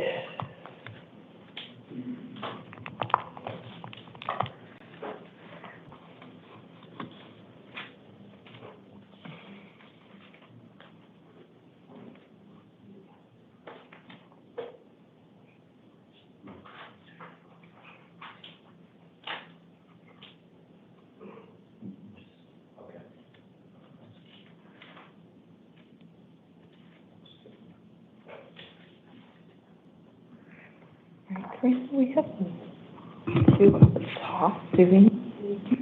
So those are time critical, but I'm not sure if additional courtroom assistance is pending now, so the moment it goes, there's enough to take care of that. This doesn't.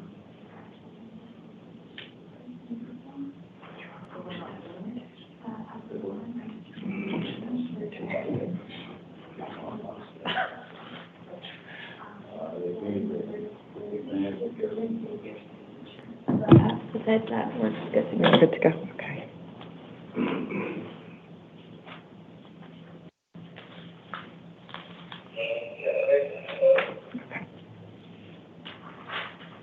Hopefully it takes my changes. Yes. Okay. All right. Good evening. My name is Commissioner Elizabeth Campbell, and this is the 8 p.m. initial appearance calendar for July 28, 2025. The court's orders for the taking of DNA and fingerprints that were given on the first calendar of this month shall apply to all matters on this calendar. Persons appearing before this court are reminded that they have the right to remain silent and that anything they say could be used against them. Most of you have qualified for a court-appointed attorney. If you have not qualified for a court-appointed attorney, or even if you have, you may retain an attorney at your own expense to represent you. I will be calling you up individually. When your name is called, please proceed to the podium. At the conclusion of your matter, officers will have paperwork for you. That paperwork will detail all of my orders in your case. It will also contain the dates, times, and locations of your future hearings. We are going to start this evening with Jacob Crow and then Tyler Gordon, please.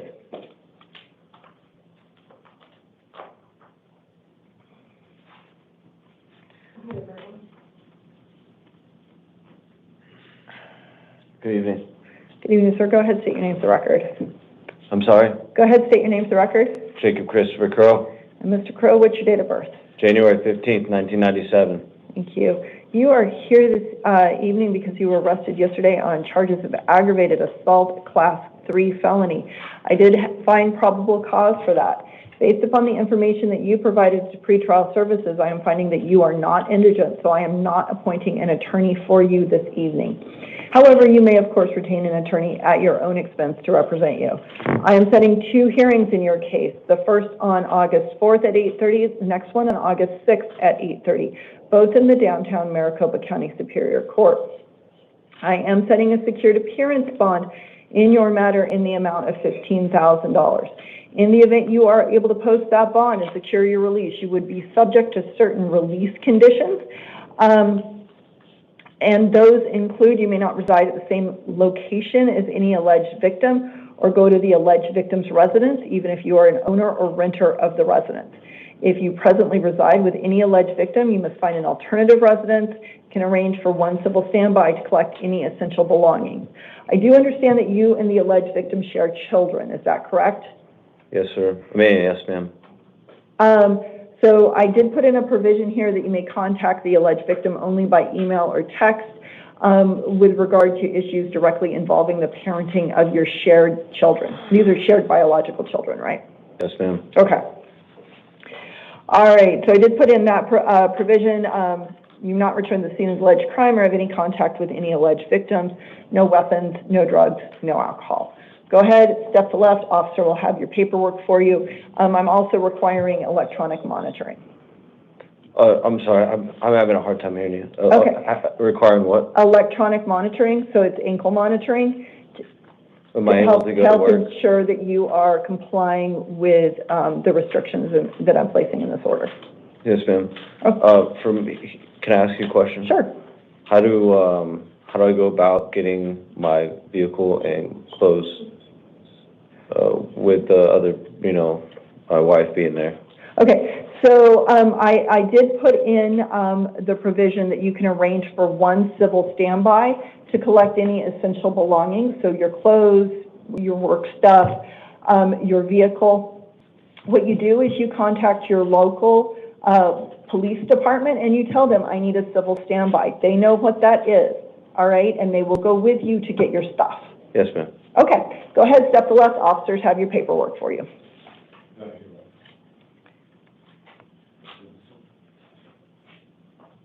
Oh. All right, Tyler Gordon, please, and then Andrew Guy.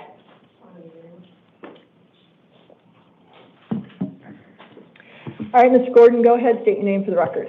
My name is Tyler Justin Gordon. And Mr. Gordon, what is your date of birth?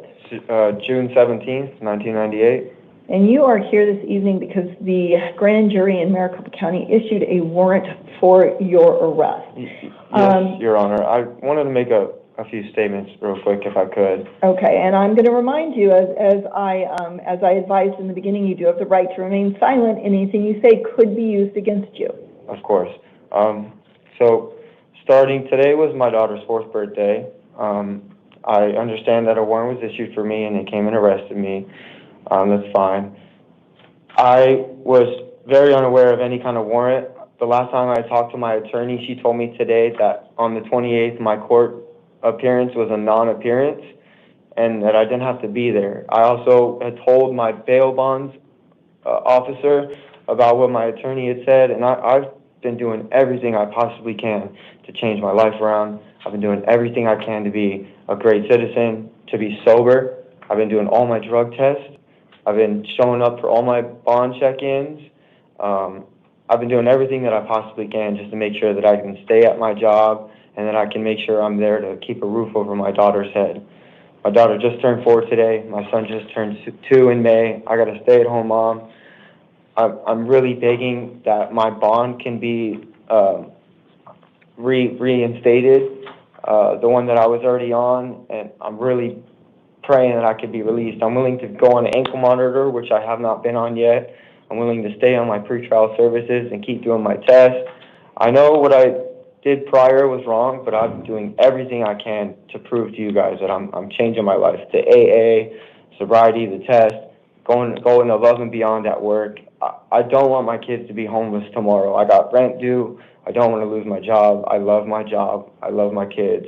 And I'm just begging you guys for a second chance at a bond and just allowing me to be able to go work for my family. You know, I wasn't aware of any court dates that were missed. My attorney and my bonds agents have been telling me that I'm good on everything, that I'm all caught up on court dates. They told me that this morning was a non-appearance, and my attorney told me that she wasn't going to be back in town until August 4th, and that my next court date is August 28th. And I thought everything was picture perfect, you know, and when the officers arrived at my door today, I was kind of dumbfounded, and I'm completely compliant. I just want to do everything the right way. Okay, and just so you know, so there are you're here on 2 matters this evening, and they are both grand jury arrest warrants.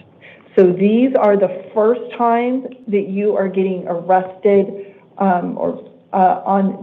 these grand jury arrest warrants are out there not because you failed to comply with probation or anything like that, but because these are new charges, okay?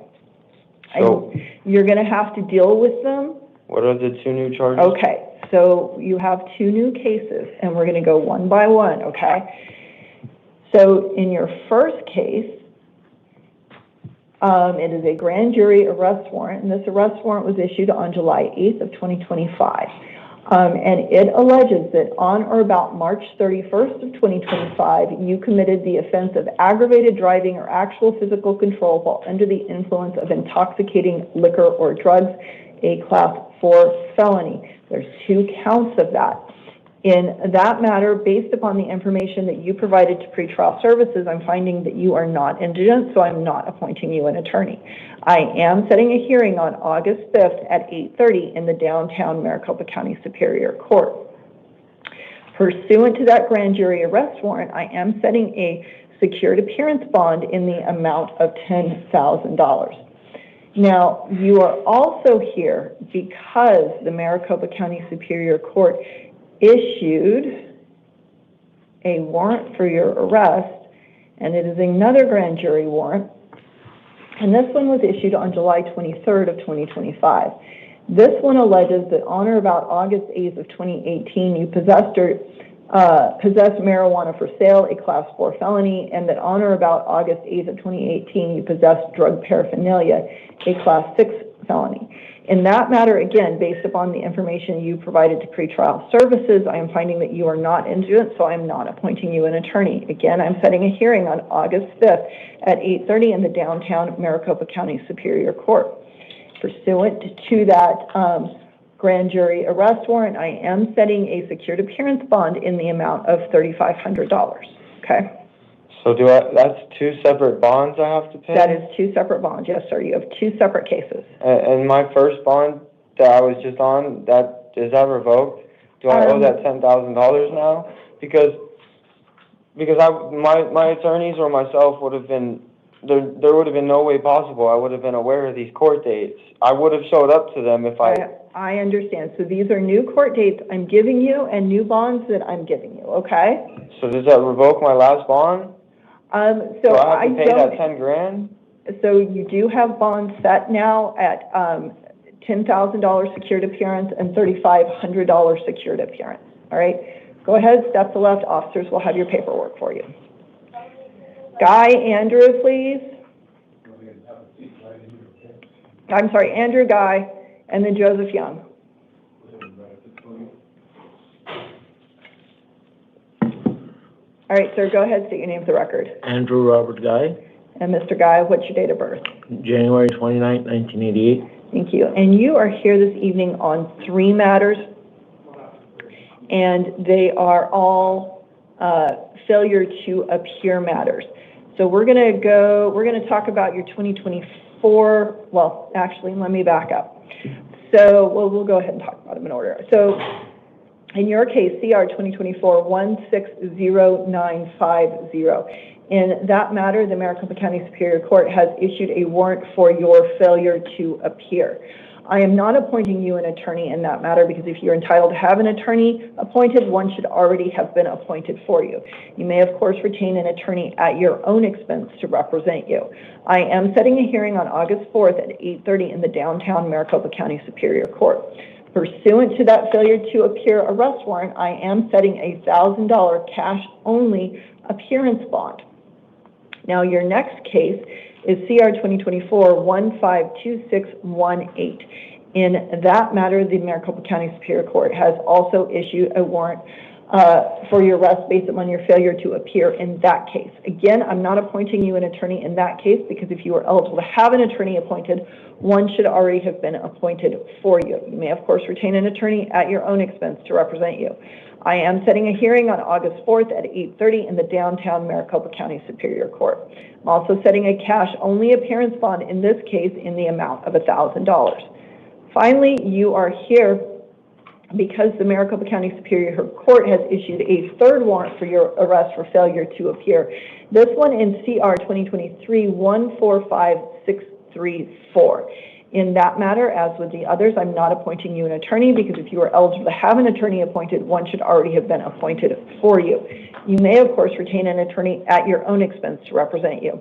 I am setting a hearing in this case on August 4th at 8:30 in the downtown Maricopa County Superior Court, and I am also setting a cash-only appearance bond here in the amount of $500. Right? In the event you are able to post your bonds and secure your release, I'm reminding you need to go to your hearings. All right, go ahead, step to left. Officers have your paperwork. Thank you, Your Honor.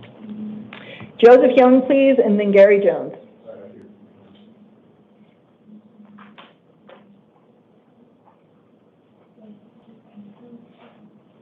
Hello, Your Honor. Hi, Mr. Young. Go ahead, state your name for the record. Joseph Young. And Mr. Young, what's your date of birth? So 2167, Your Honor. Thank you. And you are here on 2 matters this evening. Your first, we're going to go ahead and talk about your warrant. Give me just a second. A warrant? So the Maricopa County Superior Court issued a warrant for your arrest on allegations that you violated your probation in CR 2021-007588. In that probation violation matter, I am appointing you an attorney, and I am setting hearings on August 4th at 8:30 in the downtown Maricopa County Superior Court. What was it regarding, ma'am? So the conviction was for possession of drug paraphernalia committed on November 23rd, 2021. It looks like your probation has been reinstated numerous times in that case. And it's... I'm not Mr. Court Day. Well, I guess we'll find out, right? I mean, like, literally, there should not have been a warrant for that arrest. So it says that it alleges two sets of violations. A violation of term 1, the defendant failed to report to the adult probation department within 72 hours of release from incarceration. Attempts to locate included phone call to defendant, phone call to collateral resources, field visits to residents, reviewed booking records. And a violation of term 5, the defendant did not reside in a residence approved by the adult probation department. Whereabouts unknown since June 19, 2025. Attempts to locate included phone call to defendant, phone call to collateral resources, reviewed booking records, field visit to residents. So it's not calling my PO? Huh? It's not calling my PO? So you failed to report to the adult probation department within 72 hours of release from incarceration, and that's the term 3, and then the term 5, defendant did not reside in a residence approved by the adult probation department. So which was where? So I just read you the petition to revoke, which is the information that I have in front of me. Like I said, I'm setting a hearing on August 4th at 8:30 in the downtown Maricopa County Superior Court. In your probation violation matter, I am setting a secured appearance bond in the amount of $750. Now, you are also here because you were arrested earlier today on charges of possession of dangerous drugs, a Class 4 felony, and possession of drug paraphernalia, a Class 6 felony. Based upon the limited information that I have in front of me, I'm not finding probable cause for either of those allegations. However, I'm advising you that those allegations are not dismissed and formal charges may nevertheless be filed for those violations. You were also charged with criminal trespass in the 3rd degree and misdemeanor. I am finding probable cause for that. You're sitting in the park. Sitting in the park. I am appointing you an attorney, and I'm setting hearings on August 4th at 8:30 and August 6th at 8:30 in the downtown Maricopa County Superior Court. I am setting a secured appearance bond in this case in the amount of $50. Couple things: in the event you're able to post your bond, secure your release. No contact with, hold on. Karina, I need to update this. No contact with any co-defendant, and I'm reminding you would need to contact your probation officer within 72 hours after your release, okay? Yes, we will have updated paperwork for you in just a minute. Go ahead, step to the left, and we'll get that to you. So the bond is $50. The bond is $50 on your new charges. To get, as a placeholder bond, you're going to be in custody anyway. So I'm in here to court. You can talk to the judge in both cases on your first court date is August 4th. Okay? Yes, ma'am. All right, go ahead, step to left, officer, has your paperwork. Gary Jones, please, and then Alicia Cribs.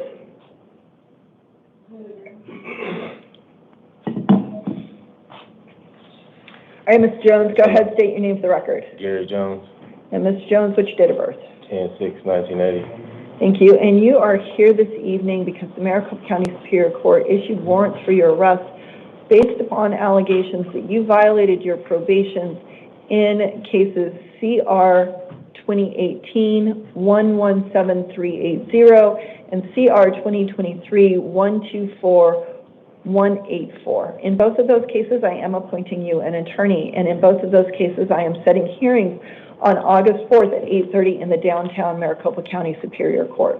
In your 2018 case, I am setting a secured appearance bond in the amount of $450. In your 23 case, I am setting a secured appearance bond in the amount of $550. In the event you are able to post those bonds and secure your release, I am reminding you need to contact your probation officer within 72 hours. All right, go ahead, step to left. Officers have your paperwork. All right, Alicia Cribs, please, and then Jessica Taylor.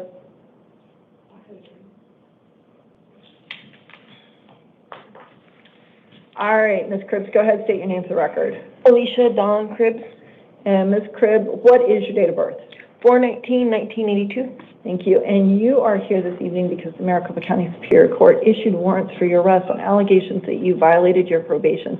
In your cases, CR 2023-001520 and CR 2023-147674.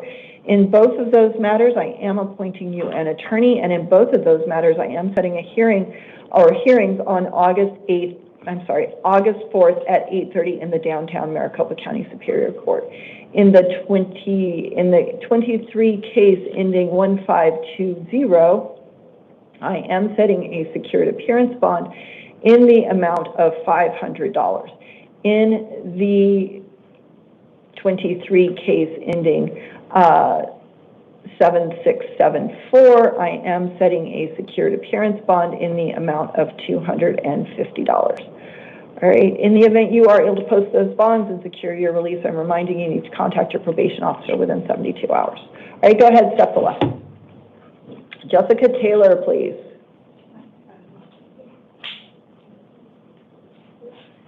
And after Ms. Taylor, Satie Hernandez. All right, Ms. Taylor, go ahead, state your name for the record. Jessica Taylor. And Ms. Taylor, what's your date of birth? 8/21/1980. Thank you. And you are here this evening on two matters. We're going to go ahead and talk about your new matter first. You were arrested earlier today on charges of possession of narcotic drugs, a Class 4 felony, possession of dangerous drugs, a Class 4 felony, and possession of drug paraphernalia, a Class 6 felony. I did find probable cause for all of those. I am appointing you an attorney. I'm setting two hearings in your new case, the first on August 4th at 8:30 and the next one on August 6th at 8:30, both in the downtown Maricopa County Superior Court. I am setting a secured appearance bond in your new matter in the amount of $500. Now, you are also here because the Maricopa County Superior Court issued a warrant for your arrest based upon allegations that you violated your probation in CR 2025-117300.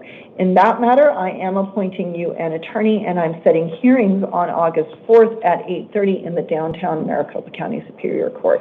I am setting a secured appearance bond in your probation matter in the amount of $250.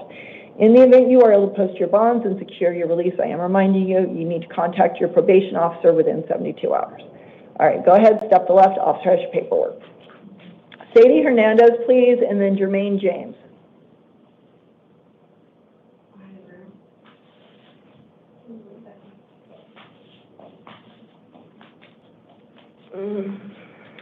All right, Ms. Hernandez, go ahead and state your name for the record. Satie Hernandez. And Ms. Hernandez, what is your date of birth? 5/24/91. Thank you. And you are here this evening because the Maricopa County Superior Court issued warrants for your arrest based upon allegations that you violated your probations in your cases CR 2023-141273 and CR 2024-158078. In both of those matters, I am appointing you an attorney, and in both of those matters, I am setting hearings on August 4th at 8:30 in the downtown Maricopa County Superior Court. In your 23 case, I am setting a secured appearance bond in the amount of $250. In your 24 case, I am setting a secured appearance bond in the amount of $450. In the event you are able to post those bonds and secure your release, I am reminding you, you would need to contact your probation officer within 72 hours. All right, go ahead, step to the left, officers have your paperwork. Germaine James, please, and then Michaela Royals.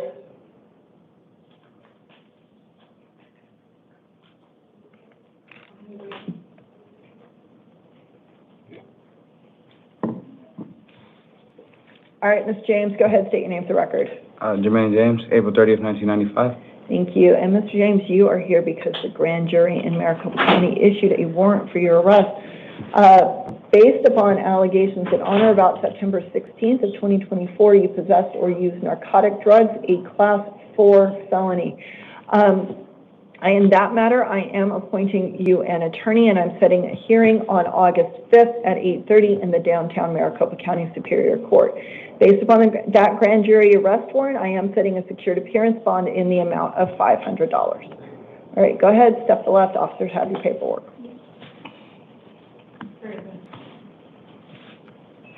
All right, Michaela Royals, please, and then Robert Rinker.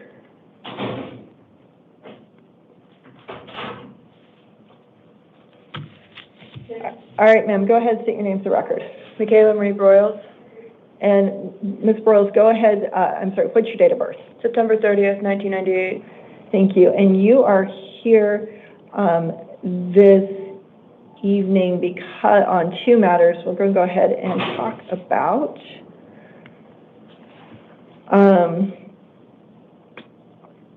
give me just a second. Let me get a little organized.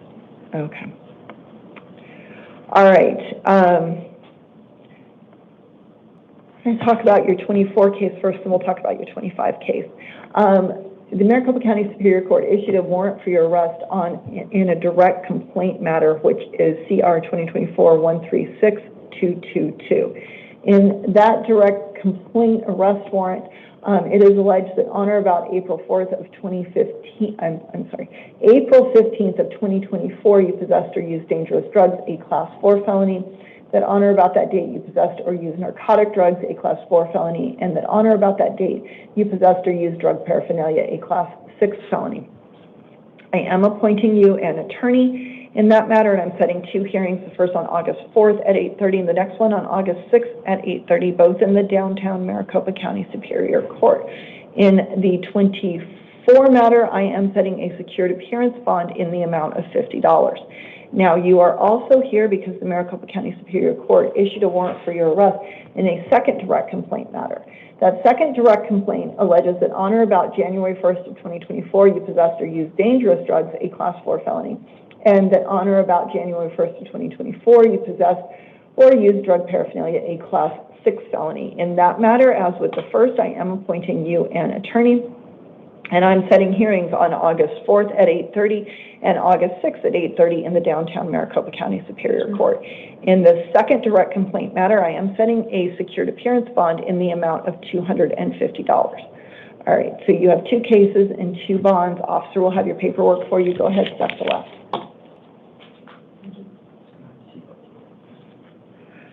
Robert Rinker, please, and then Vernell Wright.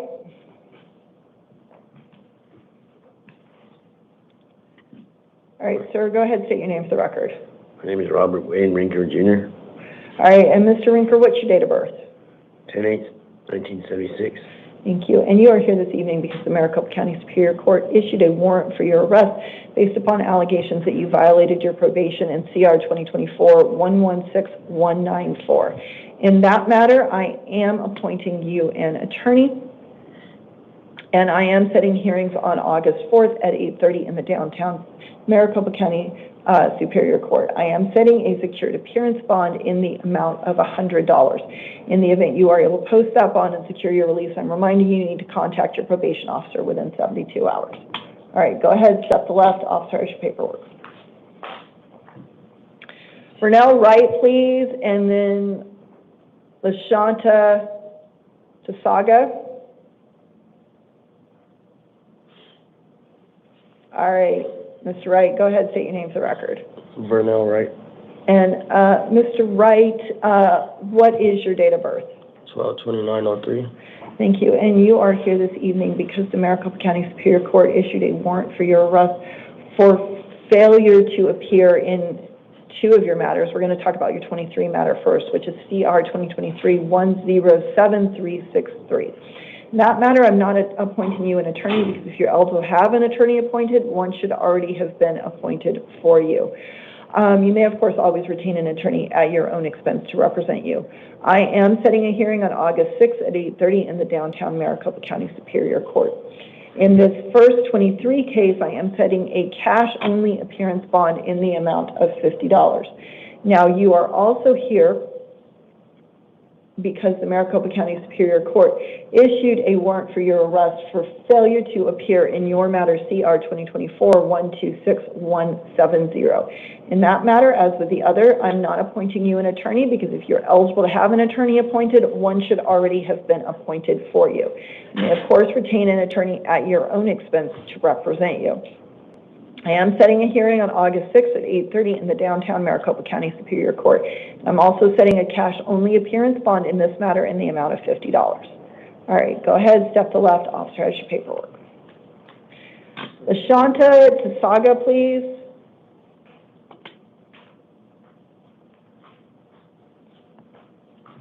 Hello. Hi, go ahead, state your name for the record. Lashanta Taga, And Ms. Taga, what's your date of birth? 12/30/1982. Thank you. All right, you are here this evening because you were arrested earlier today on charges of assault, a class 1 assault a misdemeanor, criminal damage a misdemeanor, and disorderly conduct fighting a misdemeanor. Because of the nature of those charges, you're not entitled to have me appoint an attorney for you here today. However, you may of course retain an attorney at your own expense to represent you. I am setting a hearing on August 26th at 1:30 in the downtown Maricopa County, August 26th at 1:30 p.m. in the Surprise Municipal Court. Will you go to that? Yes. Okay. I'm going to release you today on your own recognizance.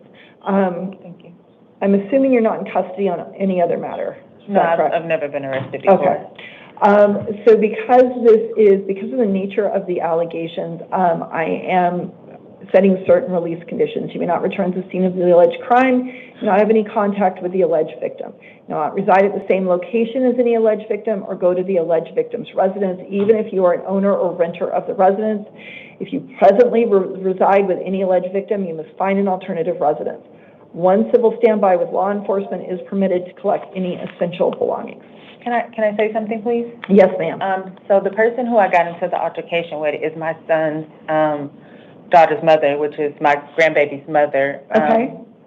I am the responsible adult for her and her daughter because of her violent history and drug abuse. Mm-hmm. And I literally just let them move in with me a few weeks ago so that CPS wouldn't take her daughter. And so there's a CPS order in play. I have an 11-year-old son that's there now. That's not my husband and I's son. So I have no family here, no friends. I don't have anywhere to take the baby or my son. I mean, I get paid on the 25th and the 15th. I just got paid and paid. I'm the only one that takes care of everything at the house. So at this moment, I have nothing. All of my family and friends are in California. I've been up since 5:30 a.m.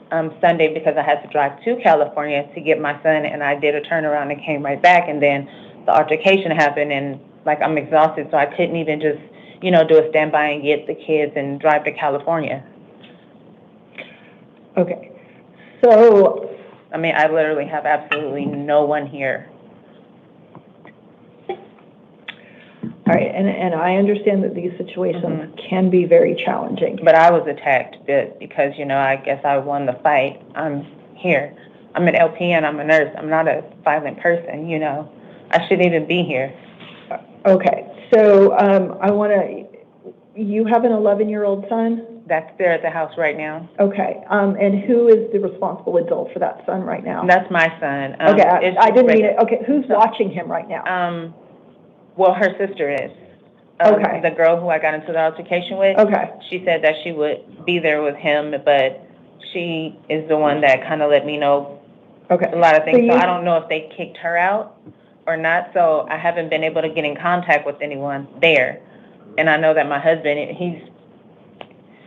he doesn't interact with him or, make sure he eats because he feels like he's 11 and he should be responsible to do, things on his own. Okay, but your husband's living in the house right now? Yes. Okay. And that your husband is your 11-year-old father? No. Okay. It's from a previous relationship. Okay. But you have people in the house other than the alleged victim who you can contact to arrange transfer of you? I don't know. I don't even know who the victim is. I know I saw my husband holding a baby talking to the cops. So I don't know if I cannot be around him. If that's the case, if it's just Aaliyah Hinch, who is the person who I got into the altercation with, I let her move in with me and I could have her removed from my home because she's not on my lease. Okay. So right now, the way that the order is, you may not return to the residence as long as Aaliyah is at the residence. Hold on just a second. Let me make sure.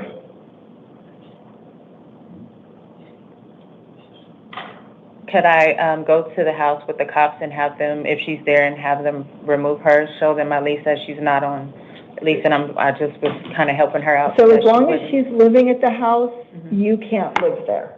That's what my order says. Okay. Hold on just a second.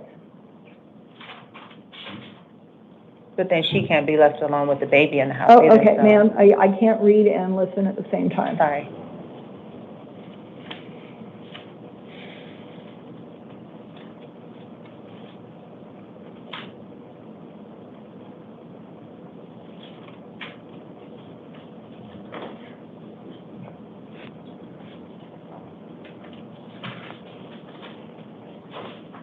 All right, so the way that I read this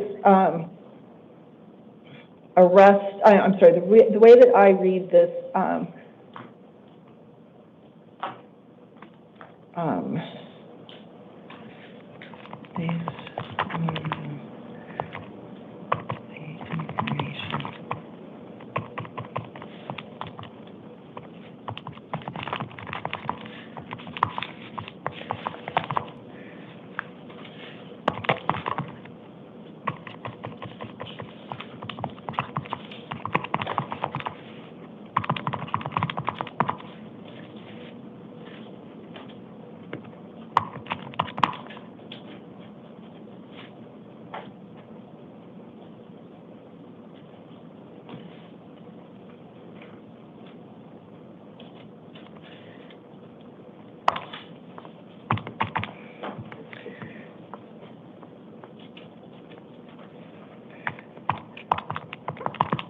Mark's your husband? Yes. Okay, and Aaliyah is the mother of your son's child? Yes. Okay.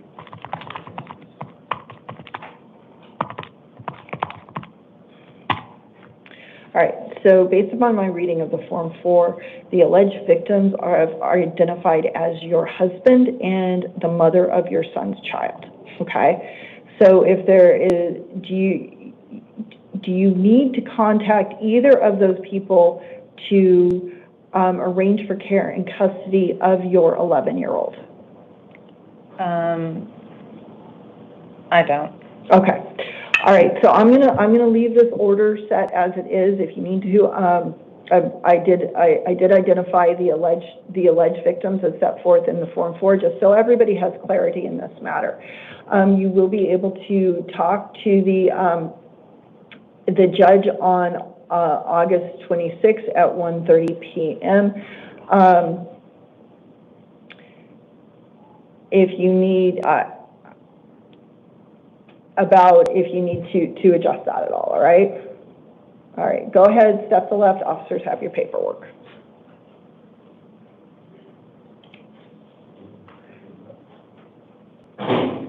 Carissa Pad.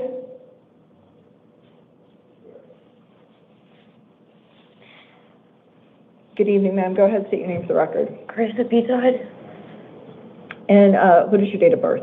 11/21/85. Thank you. And you are here this evening because you were arrested earlier today on charges of criminal trespass in the 3rd degree, a misdemeanor. I did find probable cause for that. You were also arrested on charges of possession of narcotic drugs, a Class 4 felony, and possession of drug paraphernalia, a Class 6 felony. I didn't find probable cause for either of those drug or the drug paraphernalia charges. However, I am advising you that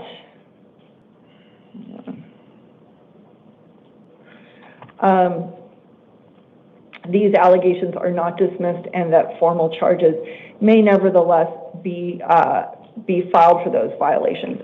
Karina, I did update that just a little bit. I am appointing you an attorney, and I'm setting hearings on August 12th at 8:30 and August 14th at 8:30. Will you go to those? Yes, ma'am. Okay, so I'm going to release you. This evening to pretrial services. You will need to register with pretrial services. Pretrial services will do things like give you bus passes if you need them. They will also remind you of your upcoming hearing dates, okay? Okay. All right, we'll have your updated paperwork here for you in just a second. Okay. All right, Dale Whitman, please, and then Grace White.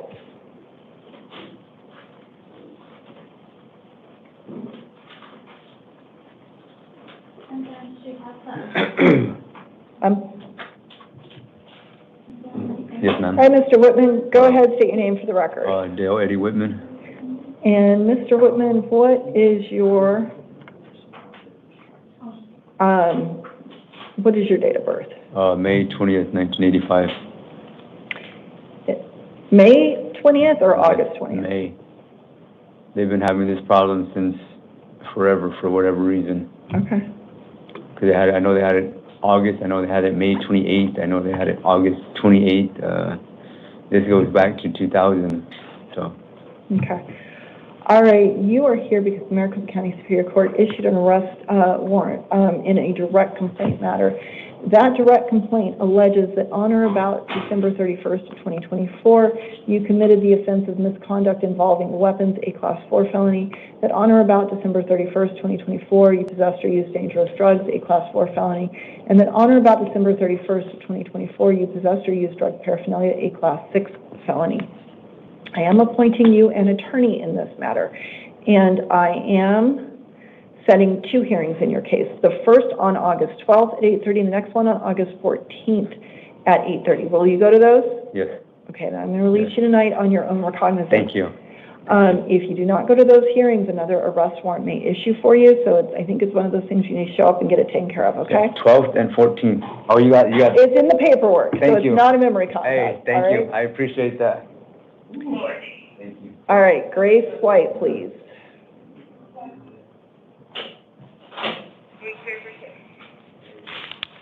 All right, Ms. White, go ahead, state your name for the record. Grace White, All right, and Ms. White, what's your date of birth? 7/22/90. All right, and my understanding, Ms. White, we're going to talk about 2 matters. Are you in custody on anything else? No, I was just picked up for the warrant. Okay. And then I was in custody for 8 days in Gila County, just waiting to be brought to Maricopa. Oh, okay. Yeah. All right. All right, so you are here on 2 matters, and let's go ahead and talk about them. All right, so you are here because the West Mesa Justice Court issued a warrant for you. This is an initial arrest warrant. This initial arrest warrant alleges that on or about February 7th of 2025, you committed the offense of DUI, a Class 1 misdemeanor, and that on or about that same date, you committed the offense of DUI with a BAC of .08 or more, also a Class 1 misdemeanor. In that matter, an attorney should be appointed for you at your next hearing, which I'm setting on August 12th at 8:30 a.m. in the West Mesa Justice Court. Will you go to that? Yes, absolutely. Okay. So in that matter, based upon your promise to appear, I'm going to release you on your own recognizance. Now, you are also here because the Karina Justice Court issued a warrant for your arrest for failure to appear in their matter stemming from a May 24th, 2025 charge of driving with a suspended or revoked license. It's a misdemeanor. In that case, because of the nature of the charges, you're not entitled to have me appoint an attorney for you. However, you may, of course, retain an attorney at your own expense to represent you. In that matter, I'm setting a hearing on August 18th at 9:30 in the Karina Justice Court. Will you go to that? Yes, absolutely. Okay. So based upon your promise to appear, I'm going to release you this evening on your own recognizance in this matter as well. Okay, get those things taken care of. Thank you so much. I'm in an IOP right now. I just took myself to detox. I'm doing classes and everything I need to get back to. Okay. Thank you so much. And I know it's a process, right? Yes, it's a process to get sober, and then it's a process to take care of all of this other stuff. Thank you so much. Thank you for working it forward, though. Yeah. Okay, go ahead, step to left. Officers have your paperwork. All right, we should probably clear for the next guy.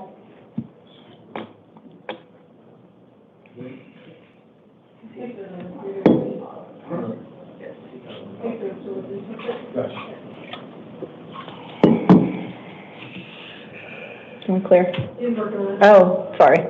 I thought maybe I didn't speak up or whatever. All right, so we'll go ahead and make sure we're on the right page. Go ahead, state your name for the record. My name is Stephen Anthony Rourke. All right, and what's your date of birth, sir? 3/20/85. And you are here this evening because the Maryvale Justice Court issued a warrant for your failure to appear in your matter stemming from a February 7th, 23 charge for failure to register. In that matter, I am I am finding that you are indigent. I am appointing, for purposes of appointing you an attorney, and I am appointing you an attorney. I am setting a hearing on July 31st at 8:30 in the Maryvale Justice Court. I am setting a secured appearance bond in this matter in the amount of $250. All right, go ahead, step to the left. Officers will have your paperwork for you. So I'm not going home then? No, I'm setting a secured appearance bond in the amount of $250. Okay, go ahead, step to the left. Officers have your paperwork. Yeah, well,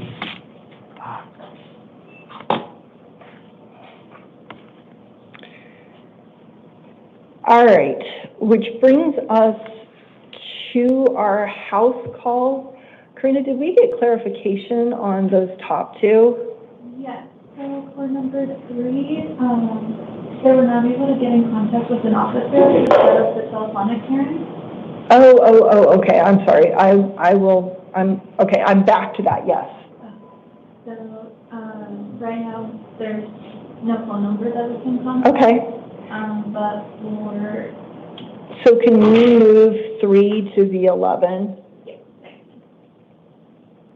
Or the 2 if the 11 is looking full?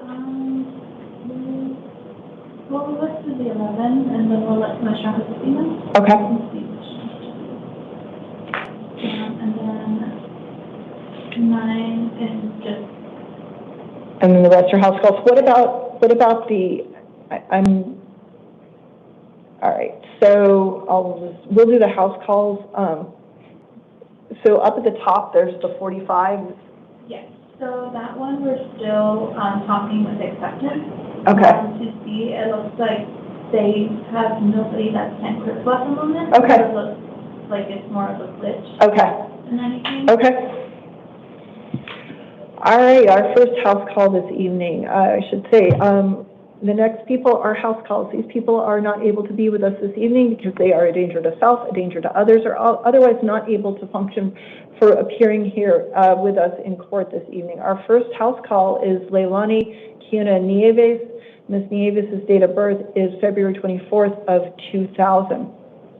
Ms. Nieves was arrested based upon a warrant for failure to appear in her case, CR 2023-101308. In that matter, I'm not appointing her an attorney because if Ms. Nieves was entitled to have an attorney appointed, one should already have been appointed for her.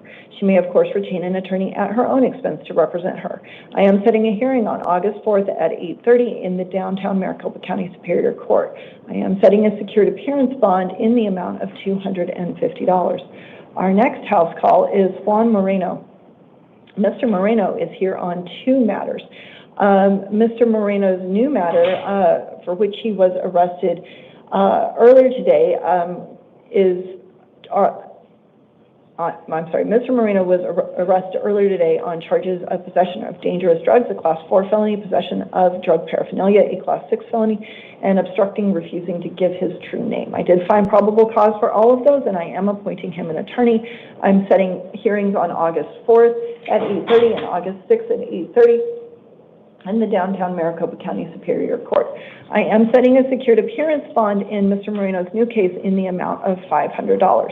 Now, Mr. Moreno is also on probation in case CR 2020-114277. In that matter, Mr. Moreno's new charges would constitute an alleged Term 1 violation of his probation. In the probation violation matter, I am appointing him an attorney, and I'm setting a hearing on August 4th at 8:30 in the downtown Maricopa County Superior Court. I am setting a secured appearance bond in the amount of $500. Our last house call is Michelle Parnell. Ms. Parnell's date of birth is August 7th, 1963. Ms. Parnell was arrested earlier today on charges of endangerment, a Class 6 felony, and discharging a firearm in city limits, a Class 6 felony. If find probable cause for both of those, I am appointing her an attorney, and I am setting hearings on August 4th at 8:30 and August 6th at 8:30 in the downtown Maricopa County Superior Court. I am setting a secured appearance bond in her matter in the amount of $15,000. In the event she is able to post that bond and secure her release, she would be subject to release conditions, including alcohol and drug testing and electronic monitoring. She may not return to the scene of the alleged crime or have any contact with any alleged victim. All right, and that concludes our house calls and our 8 p.m. initial appearance calendar. We are going to go ahead and stand adjourned until 11 p.m. If anything changes after I talk to the house calls, I will update my written orders. And we are off the record.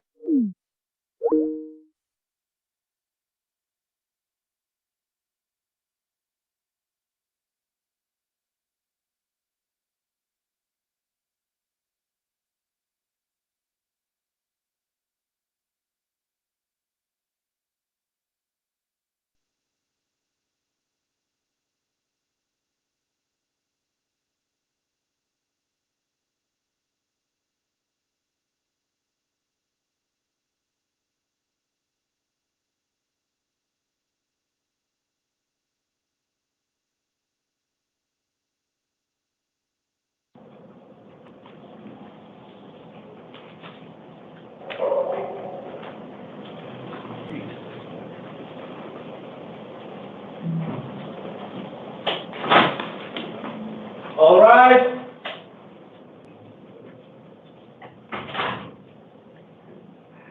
Thank you. You may be seated.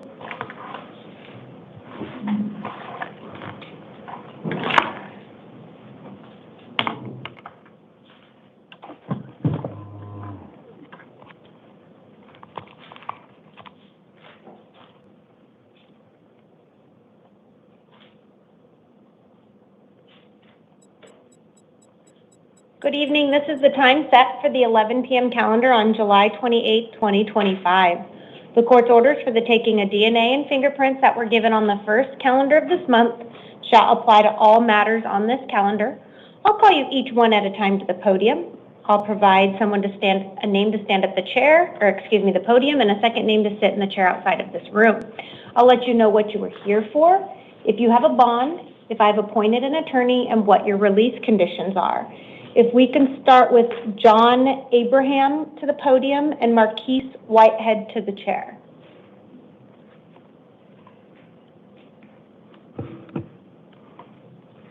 Good evening, sir. Could I get your name and date of birth? John Velez Abraham, 4/23/1991. Thank you, sir. It does look like you are here on two cases. The first one is a new Superior Court case. It is for one count of possessing a weapon by a prohibited person, a Class 4 felony, one count of disorderly conduct involving a weapon, a Class 6 felony, and one count of repeated harassment acts, a Class 1 misdemeanor. Probable cause has been found, and I'm appointing an attorney to represent you. You'll have a status conference August 4th at 8:30 and a preliminary hearing August 6th at 8:30. You're also here on a probation violation warrant that was issued for you with allegations you violated Term 21. I'm appointing an attorney in that case, and you have a probation revocation hearing August 4th at 8:30. So 2 hearings coming up between both cases. In your new charges, you have a secured appearance bond in the amount of $50,000. In the probation violation case, it's a $1,500 bond. In the event that bond is posted, you will be released to the supervision of pretrial services and equipped with electronic monitoring. You'll also have written conditions of release. You may not return to the scene of the alleged crime, no contact with any alleged victim, complainant, or witness. You may not possess weapons or alcohol, and you must contact your probation officer within 72 hours of release. All of that will be in your paperwork. Did you have any questions? Nope. Okay, just up to your left, sir. They'll give you that paperwork. Mr. Whitehead to the podium and Mr. Begay to the chair. Good evening. Could I get your name and date of birth? Yes, Marquise Whitehead. Date of birth is April 6, 1989. Thank you, sir. It does look like you are here on a new case. It is for one count of aggravated assault with a deadly weapon, a Class 3 felony. Probable cause has been found, and I'm appointing an attorney to represent you. You'll have a status conference August 4th at 8:30 and a preliminary hearing August 6th at 8:30. In this case, you have a secured appearance bond in the amount of $50,000. In the event that bond is posted, you will have written conditions of release. You are not to initiate any contact with any alleged victim, complainant, or witness. You may not possess any weapons. You also need to ensure you attend these hearings. If you fail to appear at any of them, a warrant will issue for your arrest, and you'll forfeit any bond that you may have posted. All of that will be in your paperwork, sir. Did you have any questions? Yes, ma'am. There was an incident with the arrest. The money that I had on me, it's missing, and I wanted, if it was possible, I would like to ask if I can be released on an OR so that I can, because they left the car that my money was in at the location of the arrest. And it's inside that vehicle, and there's no way I can contact anyone to get it for me with my stuff being here. So it's likely that the vehicle was towed. They likely did not leave it there. I don't have information as to what they did with the vehicle. The arresting agency will have that information. The officers told me at the station that they left it. So I'd have to go pick it's my work vehicle, so I would have to go pick it up as soon as possible. I mean, it looks like you were arrested in Tempe, so even if they didn't tow it, it's likely that it got towed. Usually they're not allowed to be left for a long period of time. Yeah, it's been there for 10 hours, and it's parked in the front office. That's it. So Front office of where? The leasing office of the apartment complex. Oh, it's in an apartment complex? Yeah. Okay. So you will not be released today on your own recognizance. There are some serious allegations that you're facing here today, and so I do have some concerns related to the public safety as well as the alleged victim safety. So you will have a bond that you will need to post. You can contact family or friends. I don't know if you have the keys to the vehicle. Sometimes you can release your property to family and friends to get anything that's inside the vehicle that you need, but the bond will remain here tonight. Did you have any further questions?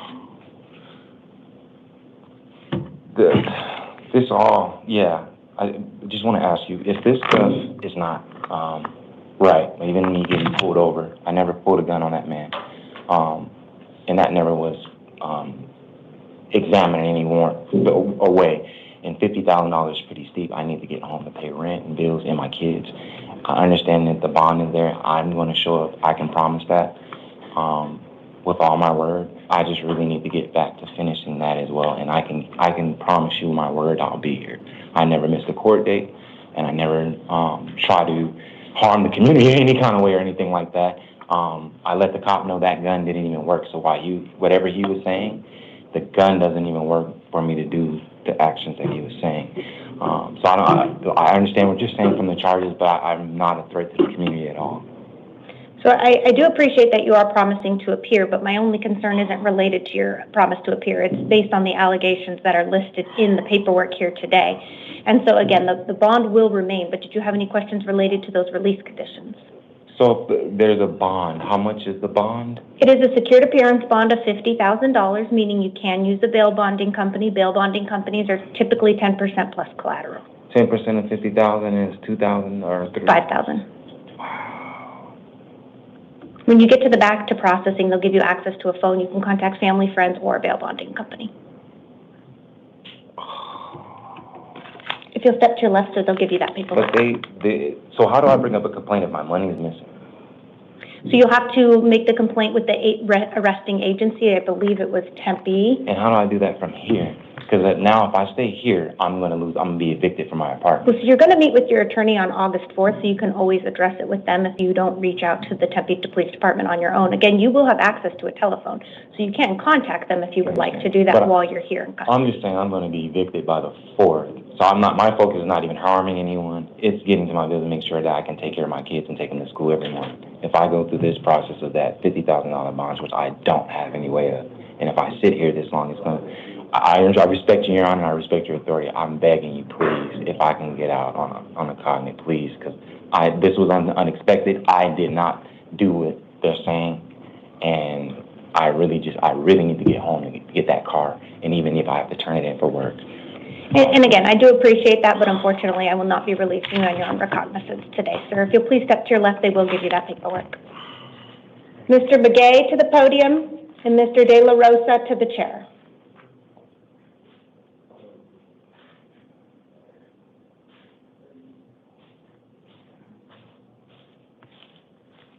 Hello, Your Honor. Roderick Begay, 1024-1990. Thank you, sir. It does look like you are here on a new case. It is for one count of possession of a weapon by a prohibited person, a Class 4 felony, one count of carrying a deadly weapon and failing to admit, a Class 1 misdemeanor, 1 count of DUI, a Class 1 misdemeanor, 1 count of DUI with a BAC of .08 or more, a Class 1 misdemeanor, 1 count of aggressive driving, a Class 1 misdemeanor, and 1 count of having an open liquor container in your vehicle, also a misdemeanor charge. I am finding probable cause here today, and I am appointing an attorney to represent you. You're going to have a status conference August 4th at 8:30 and a preliminary hearing August 6th at 8:30. You do have a secured appearance bond in the amount of $10,000. In the event that bond is posted, you will have written conditions of release. You're not to possess any weapons or alcohol, and you may not contact any alleged victim, complainant, or witness. All of this information will be in your paperwork, sir. Did you have any questions? Yes, I do. It says that I prohibited possessor. I've gotten in trouble one time back in 21 for having ammo, and they said the same thing. But then they looked more into it that I don't have any felonies. I'm not a prohibited possessor, and it's a mistake. If you look at my record, I just have a couple misdemeanors. I don't have any felonies, and they actually dropped it, then brought it back because they were felonies. But then, like a month later, they dismissed it. Then they brought it back, saying that they brought them as misdemeanors for possession of ammo when I got arrested back in 21.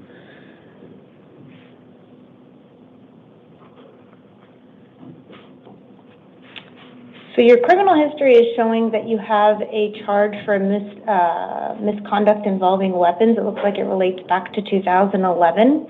If you believe that charge did not prohibit you from possessing a weapon, discuss that with your attorney. Okay. You're not being found guilty of that charge here today. That is something that they've alleged and that they may move forward with charging.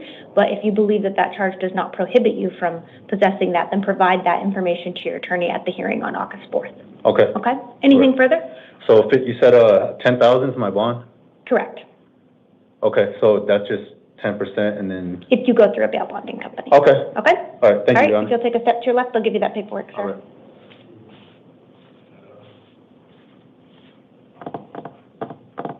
Jesus De La Rosa to the podium, and Aaron Crowder to the chair.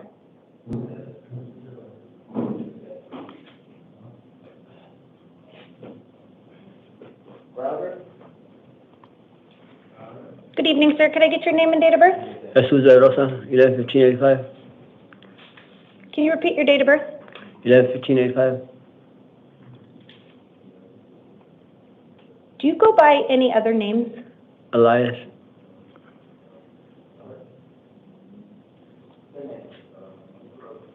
And you said your date of birth is 11/15/1985? Yes, ma'am. Have you utilized any other date of birth? Yes. What other date of birth have you used? 1/3/85. Or 1/3/83, somewhere. Have you used the date of birth January 5th, 1983? Yes. And what is your legal name? Jesus De La Rosa. And your legal date of birth is 11/15/85? Yes. All right, thank you, sir. It does look like you are here on 5 cases. The first one is a new Superior Court case for 1 count of narcotic drug possession, a Class 4 felony, and 1 count of drug paraphernalia possession, a Class 6 felony. Probable cause has been found, and I'm appointing an attorney to represent you. You also have a status conference on August 4th at 8:30 and a preliminary hearing August 6th at 8:30.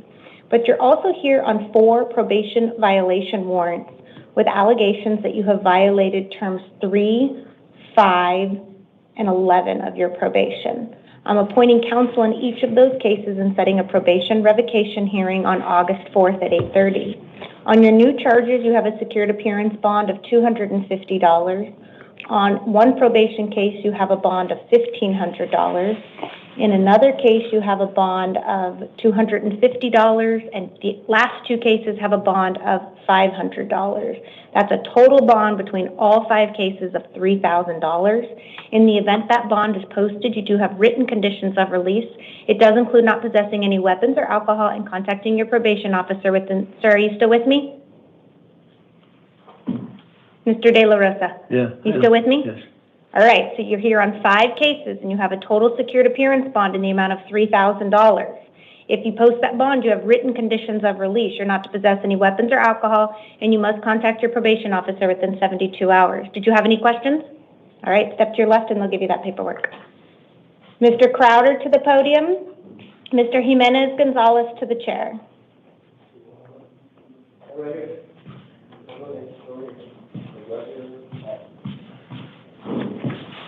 Good evening. Can I get your name and date of birth? Aaron Crowder, 41472. Thank you, sir. It does look like you are here on 2 probation violation warrants with allegations you violated terms 3 and 5 in each of your cases. I'm appointing an attorney and setting a probation revocation hearing August 4th at 8:30. You have a secured appearance bond in the amount of $550 in each case for a total of $1,100. In the event you post that bond, you will have written conditions of release.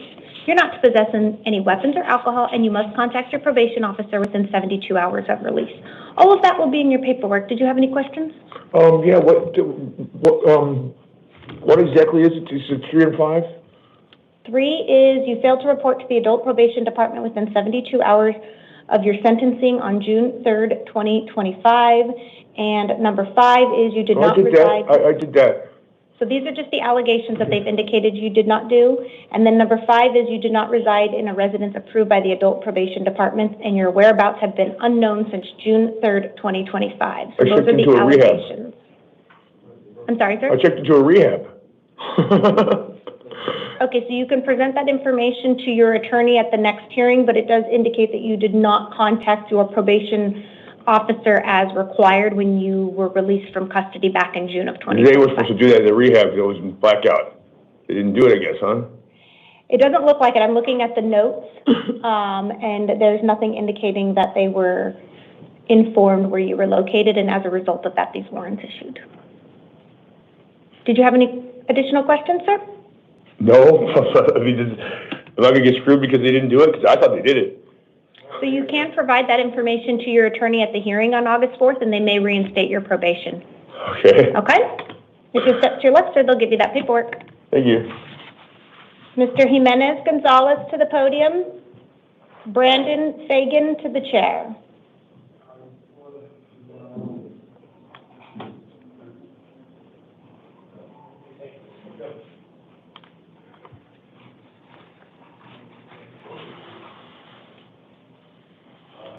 Good evening. Could I get your name and date of birth? Juan Jimenez, March 12, 2001. Thank you, sir. It does look like you are here on 2 probation violation warrants with allegations you violated terms 3, 4, 5, and 15 of your probation. I'm appointing an attorney and setting a probation revocation hearing August 4th at 8:30. You have a secured appearance bond in the amount of $1,000 in one case and $100 in the other for a total of $1,100. In the event you post that bond, you do have written conditions of release. You must not possess any weapons or alcohol and contact your probation officer within 24 hours of release from custody. All of that will be in your paperwork. Did you have any questions? What do you mean I violated 5 times? So you have 2 probation cases and you violated 4 different terms within your probation. All right, if you step to your left, they'll give you that paperwork, sir. Brandon Fagan to the podium and Ricky Owens to the chair.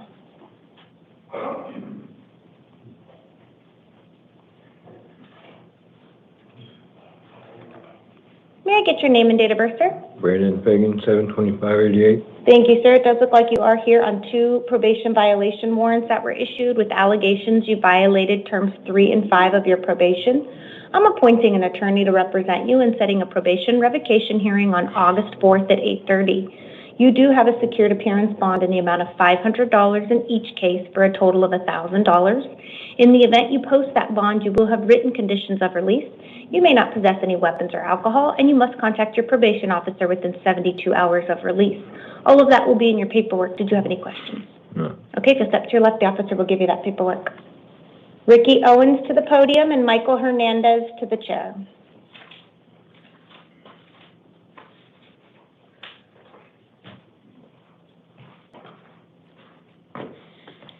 May I get your name and date of birth, sir? My name is Ricky Owens. My birthday is April 1st, 1967. Thank you, sir. It does look like you are here on a direct complaint that was filed. It does have an offense date of August 16th, 2022. It does include 2 counts of aggravated DUI, a Class 4 felony, and this warrant issued June 1st of 2023. I'm appointing an attorney to represent you, and you're going to have a couple of hearings in the downtown Superior Courthouse. You have a status conference August 4th at 8:30 and a preliminary hearing August 6th at 8:30. I'm affirming the secured appearance bond of $900. In the event you post that bond, you have written conditions of release. You may not possess any drugs without a valid prescription. You may not possess any alcohol, and you may not drive a motor vehicle without a valid driver's license. All of this information will be included in your paperwork. Did you have any questions? Yes, I would like to know, when was that issue, though? This was in 22, right? This is 25. The warrant issued June 1st, 2023. 2023? Correct. Yeah, 23? So that was 2 years? It's been a little over 2 years since they issued this warrant for your arrest. Yeah. Okay, so you mean tell me they can pick that within 2 years? So until a warrant is quashed, it is valid, and because it has not been quashed, then the warrant is still out there in effect. That's what I'm saying, but that's what I'm saying, they squashed that. Did they pick that back up or something like that? Nothing in here shows that the warrant that issued in June of 2023 has been quashed. That's what I'm saying. But see, this is 25. This is 2025. Now, I went for that, and they squashed that I can remember. Now they must have had to bring that back up because this is 25. This is not 2023. This is 2 years ago. That's what I'm trying to understand now. I'm not sure I understand what you're asking me. The warrant issued in June of 2023, and since that time, there's been nothing filed in this court case asking the court to do anything to quash that, and because of that, the warrant remains valid, and that's why you were picked up on it. But see, that's what I'm saying. But see, they issued it. You know what I'm saying? When they issued it, what? June 1st, 2023. That's what I'm saying. But this is 25. Correct, and because you were never picked up on this warrant prior to today. That's what I'm saying, ma'am. If you listen to what I'm saying, I was picked up on this warrant because if this is the one, the 23 warrant that they gave me, they squashed that. They must have had to pick this back up because I went through all the proceedings through this. You know what I'm saying? And I even called the courts and I asked them, and they said something about, that I had a warrant. But this was like a year, this was like, maybe 9 months ago. So I'm asking them, I called the courts and they said it was warrants, but I'm like, so it took them this long to pick me up. That's what I'm trying to understand. Because this case happened in 23. This is 25. I went through all that. That's what I'm trying to say. And what I'm saying is the record does not indicate that you have been picked up on this warrant. When it issued in June of 2023, it does not indicate you were picked up, and it has not been quashed. That's what I'm saying. But I was Please do not interrupt picked me, up, sir. I have not interrupted you. Because of that, you were picked up on this warrant earlier today, and as a result, you now have a bond of $900 that you will need to post in order to be released. If you post that bond, you will need to ensure you attend these hearings. If you fail to appear at these hearings, a warrant will issue and you'll forfeit any bond. Okay. It is possible that at the time of the incident in 2022 that you were picked up for it, and they did not move forward with the charges. They did, however, move forward with those charges in 2023, and nothing has been done to take care of this warrant since it issued in June of 2023, and that's why you're here today. Okay, I got you. So you saying that $900? So how much would that be? Well, if you go through a bail bonding company, it's typically 10% plus collateral, so you're looking at about $90, but you would have to contact them for their terms and conditions. So $90 and what? $900 collateral? That's typically what it is. So I usually recommend calling a couple of different bail bonding companies. Each company might be slightly different, so contact a couple to see what they offer. But it's typically 10% plus collateral, which would be 90 plus 900. But each company gets to choose their own terms and conditions. Okay. If it's up to Alexis, Thank you, ma'am. I'll give you that paperwork. Michael Hernandez to the podium and Mike Gutierrez to the chair.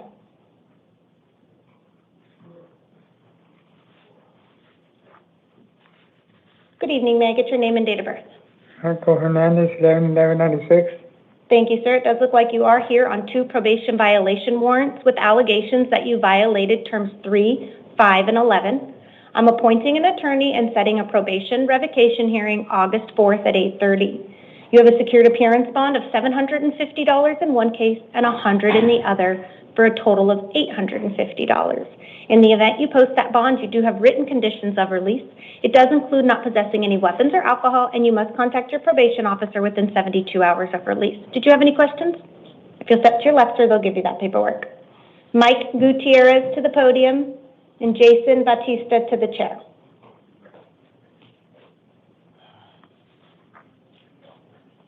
Oh, man.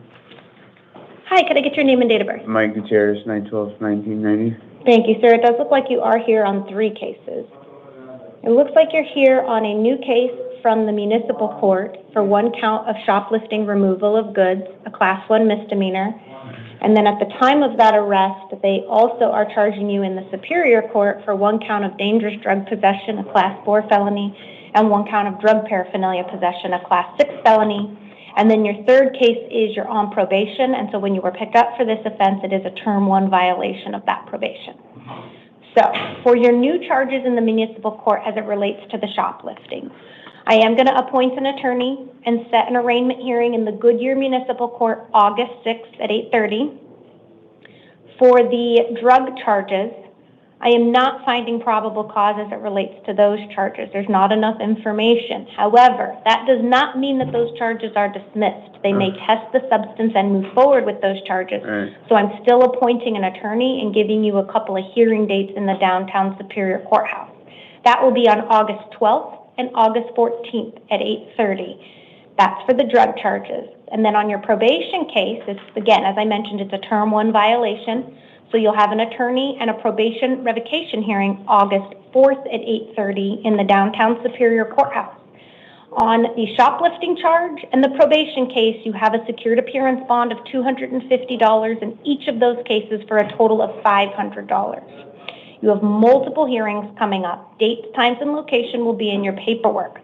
In the event you post the bond of $500, you have written conditions of release. You may not return to the scene of the alleged crime. You may not contact any alleged victim, complainant, or witness. You may not possess any weapons or alcohol, and you must contact your probation officer within 72 hours of release. Yes, Did you have any questions? The shoplifting charge, did I have to, like, because I didn't come out the store with anything, just myself. Would I have to have stole something for that charge to be a shoplifting charge? So I did read that you had some concerns about whether or not it was shoplifting based on the fact that you did not leave the store. However, there are allegations that you did conceal those items while in the store. Right. Today, I'm just finding probable cause as to the charge. That does not mean you're being found guilty. Okay. If you do not believe that it's appropriate that you are found guilty on these charges, talk to your attorney at the hearing on August 4th to discuss moving forward with that, okay? Did you have any further questions? Okay, if you'll step to your left, sir, they'll give you that paperwork. I'm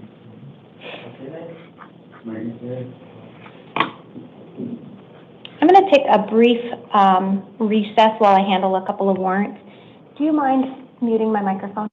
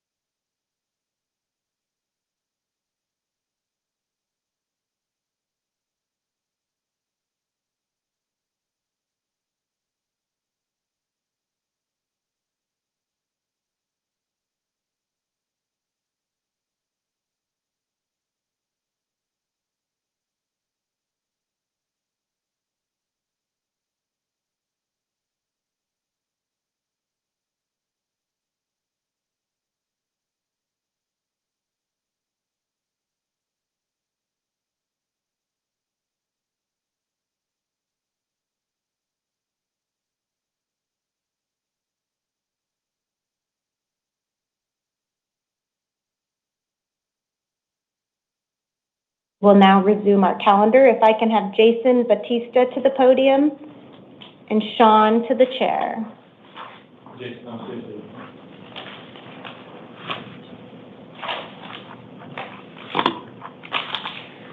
Could I get your name and date of birth? Jason Batista, 4/14/92. Thank you, sir. It does look like you are here on a probation violation warrant with allegations you violated terms 3 and 5 of your probation.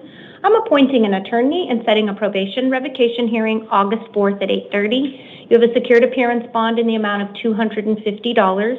In the event that bond is posted, you do have written conditions of release. You may not possess any weapons or alcohol, and you must contact your probation officer within 72 hours. Did you have any questions?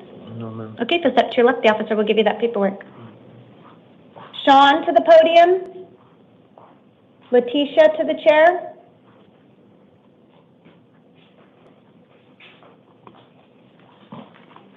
Good evening. Could I get your name and date of birth? Sean Michael Pinnacle, 9/14/85. Thank you, sir. Are you here on anything other than this warrant from the Justice Court? They've been dismissed. Okay. Officers, do you see that he has any other hearings? Yes, ma'am. Those for Phoenix. He has Phoenix Court tomorrow? Okay. So you're here right now for a warrant from the Manistee Justice Court. It does relate to a criminal trespass charge from 2024. You do have another hearing. You'll see a judge with the city of Phoenix, probably at 10 o'clock tomorrow morning. So for this case, I'm going to appoint an attorney and set an arraignment hearing July 31st at 10:30 in the morning in the Manistee Justice Court. And I'm placing what we call a placeholder bond of $50. That just ensures that if you're still in custody, that you are taken to these hearings and you get credit for any time served. After you see the judge in Phoenix, if they set a bond or if they release you, then you can post this $50 and you would be released from custody, okay? All of that will be in your paperwork. You'll have written conditions of release. You may not possess any drugs without a valid prescription, and you may not drive a motor vehicle without a valid driver's license. So, do you have any questions? Do I get released today, or do I have to stay until the court? Is his at 10 o'clock? He already had Phoenix Court, Your Honor. Oh, he already had the hearing? And they were dismissed. Okay. So you saw a judge already before seeing me? Okay. Then I'm going to change the orders on this case. Your hearing is now going to be August 6th at 10:30 in the morning in the Manistee Justice Court. I'm going to release you on your own recognizance. That's your promise to appear at this hearing on August 6th. If you fail to appear, another warrant will issue. And where's this court at? Let's get the address. Let's take a look. It'll be in your paperwork, but the address is at the Northwest Regional Court in Surprise, Arizona. All right. Okay. Any further questions? Surprise, Arizona. I don't understand why it's in Surprise, Arizona when it's a Glendale warrant. The warrant is coming out of the Manistee Justice Court, and they have consolidated some of the courthouses into one location in Surprise. So you'll have to go to that location. The full date, or excuse me, the full address will be on your paperwork. Alrighty. Okay. All right. The officer is going to hand you that paperwork, and then he'll take a seat out there in the gallery.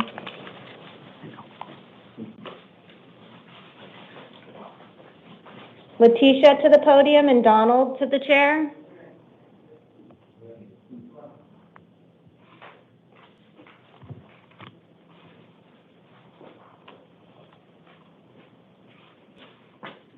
Good evening. Could I get your name and date of birth? Letitia Dini, June 1st, 1996.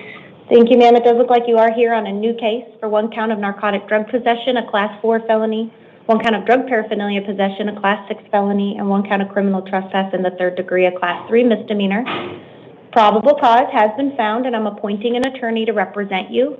You will have a status conference August 12th at 8:30 and a preliminary hearing August 14th at 8:30. I am going to release you today on your own recognizance. That is your promise to appear at those hearings. You will have written conditions of release. You're not to return to the scene of the alleged crime, no contact with any alleged victim, complainant, or witness, and you may not possess any drugs without a valid prescription. You will also need to ensure you attend these hearings. If you fail to appear at them, a warrant will issue and you'll be held on bond at the next hearing. Did you have any questions, ma'am? No, ma'am. Okay, just step to your left. They'll give you that paperwork. Donald Rose to the podium and Lisa Santana to the chair.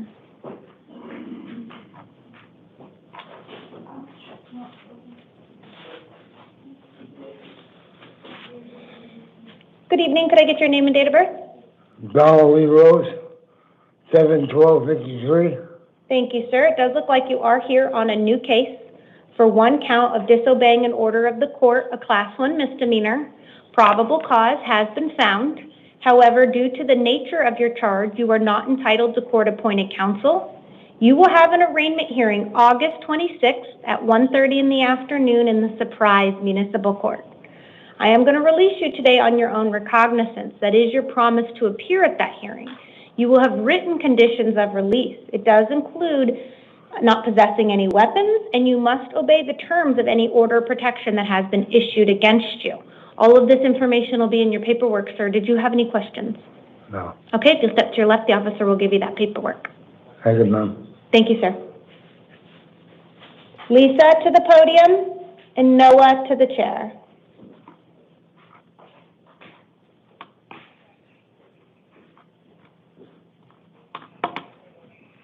Good evening. May I get your name and date of birth? Hi, it's Lisa Santana, 7/21/79. Thank you, ma'am. It does look like you are here on a new case for one count of dangerous drug possession, a Class 4 felony, and one count of drug paraphernalia possession, a Class 6 felony. For purposes of this hearing only, I am not finding probable cause. That does not mean the charges are dismissed. They may test the substance and move forward with those. So I'm still going to appoint an attorney and give you some hearings. If you do fail to appear at any of these hearings, a warrant still will issue for your arrest. Yes, ma'am. Your hearing will be on August 12th and August 14th at 8:30, both in the downtown Superior Courthouse on 175 West Madison Street. All of that will be in your paperwork. Did you have any questions? No, ma'am, thank you. Okay, if you could step to your left, I'll give you your paperwork. Right, Thank you, okay. ma'am. Thank you. Noah to the podium and Sarah to the chair.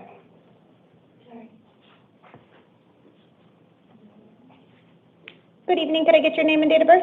Yes, Noah Aaron, 05/28/97. Thank you. It does look like you are here on a new case. It is for one count of narcotic drug possession, a Class 4 felony, and one count of drug paraphernalia possession, a Class 6 felony. For purposes of today, I am not finding probable cause as to those charges. That does not mean the charges are dismissed. They may test the substance and move forward with those charges. So I will still appoint an attorney and give you some hearings. You will need to ensure you attend these hearings. If you fail to appear, a warrant will issue for your arrest. You will have a hearing August 12th and August 14th at 8:30 a.m. in the downtown Superior Courthouse on 175 West Madison Street. Did you have any questions? Am I not getting released? You are getting released because I'm not finding probable cause, but I still need you to attend Sure those thing. hearings because if you don't, then you could get arrested and be held on bond. Yes, ma'am. Okay? Anything further? All right, if you'll step to your left, the officer will give you that paperwork. If I can have Sarah to the podium and Victor to the chair.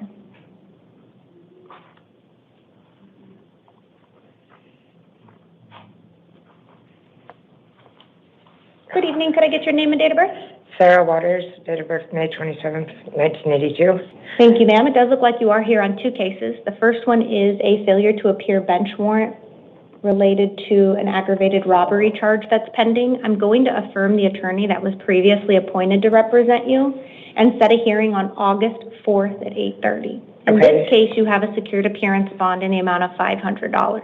Okay. But you're also here on a second case, and that is a warrant coming from the state of Texas. Did you get an opportunity to review the laminated card that was given to you? Yeah. Okay. So for that case, you have a choice to make here today. Your first option is you can waive your rights to any extradition hearing that would be held in Maricopa County. And what that would be is you'd be saying, I'm ready for Texas to come pick me up.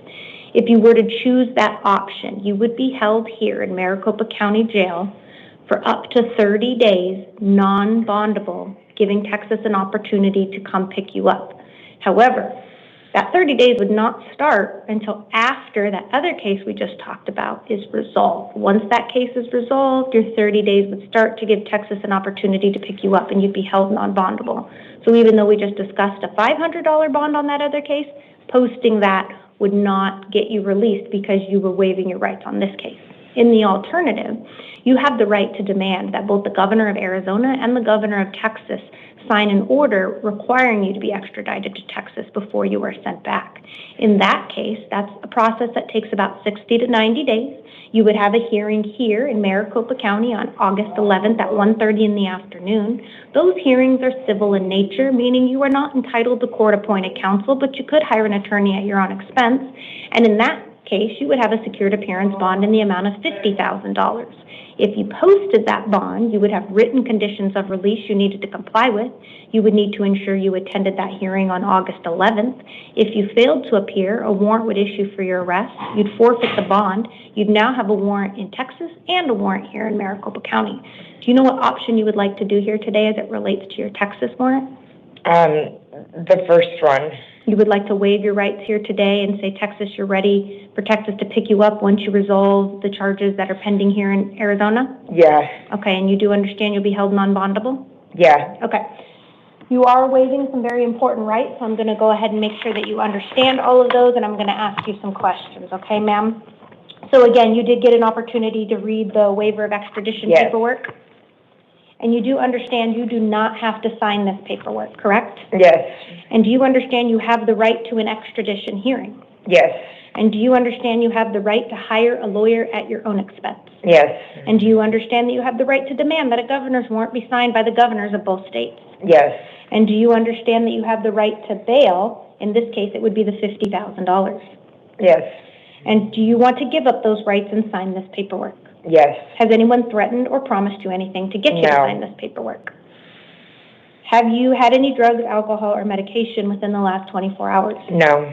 I find that you are knowingly, intelligently, and voluntarily signing the waiver, and I'm also going to sign it.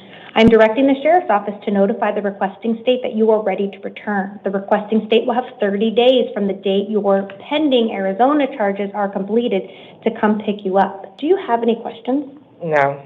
All right, I'm going to have you step up here where the officer is. We're going to have you sign some paperwork. Just wait a moment until the clerk, you can stand up here, but wait for the clerk to tell you that she is ready.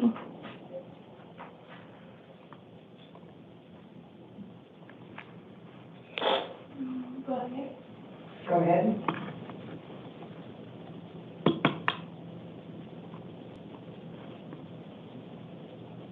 And one more signature.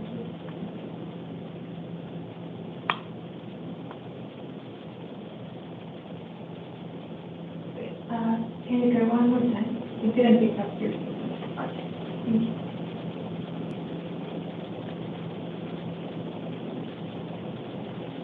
Thank you. Am I done?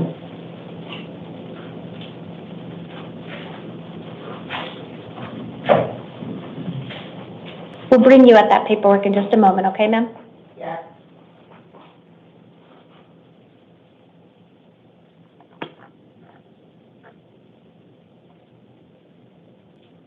While we wait for that to print, can you mute my microphone?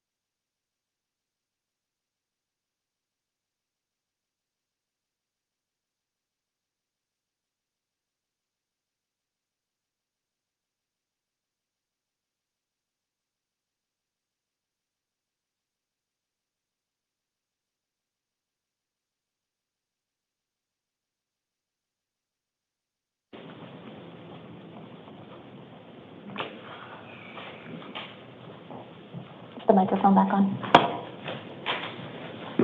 Good evening, sir. Could I get your name and date of birth? Victor Celentano, 09-2089.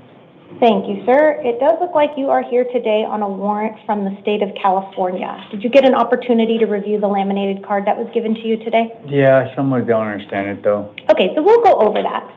You're here because California has issued a warrant for you related to some pending kidnapping charges, and they have indicated that they want to extradite you back to California to be heard on those charges. So you're going to be given a choice here today. Your first choice is you can say, yes, California, I'm ready for you to come pick me up. If you were to choose to do that, you would be held here in Maricopa County jails, non-bondable. That 30 days would start tomorrow, so long as you don't have any other pending charges in the state of Arizona. If you have other pending charges, then it would start at the conclusion of that case.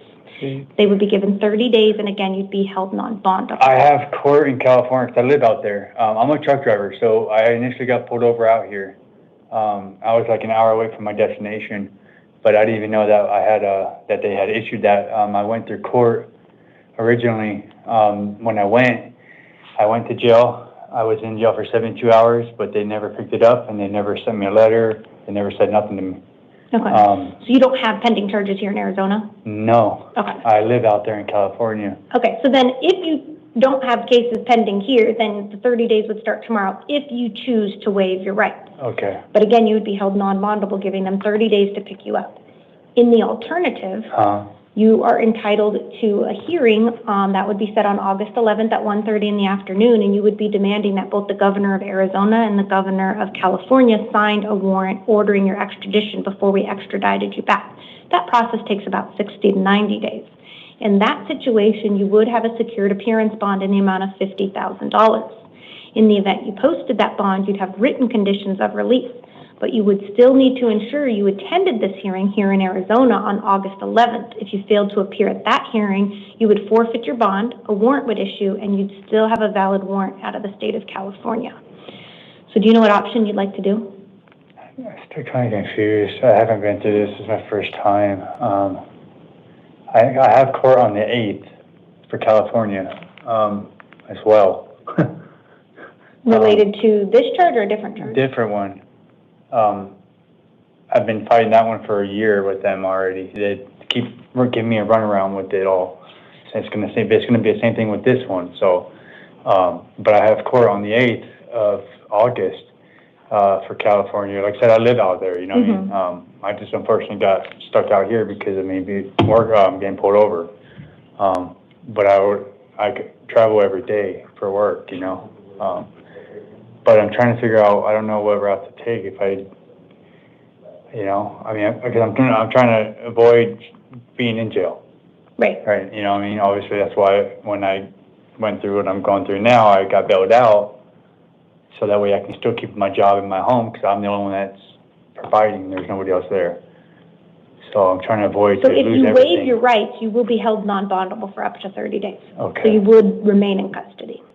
If you choose to have the hearing and demand that both governors sign a warrant, you are bondable, but that bond is $50,000.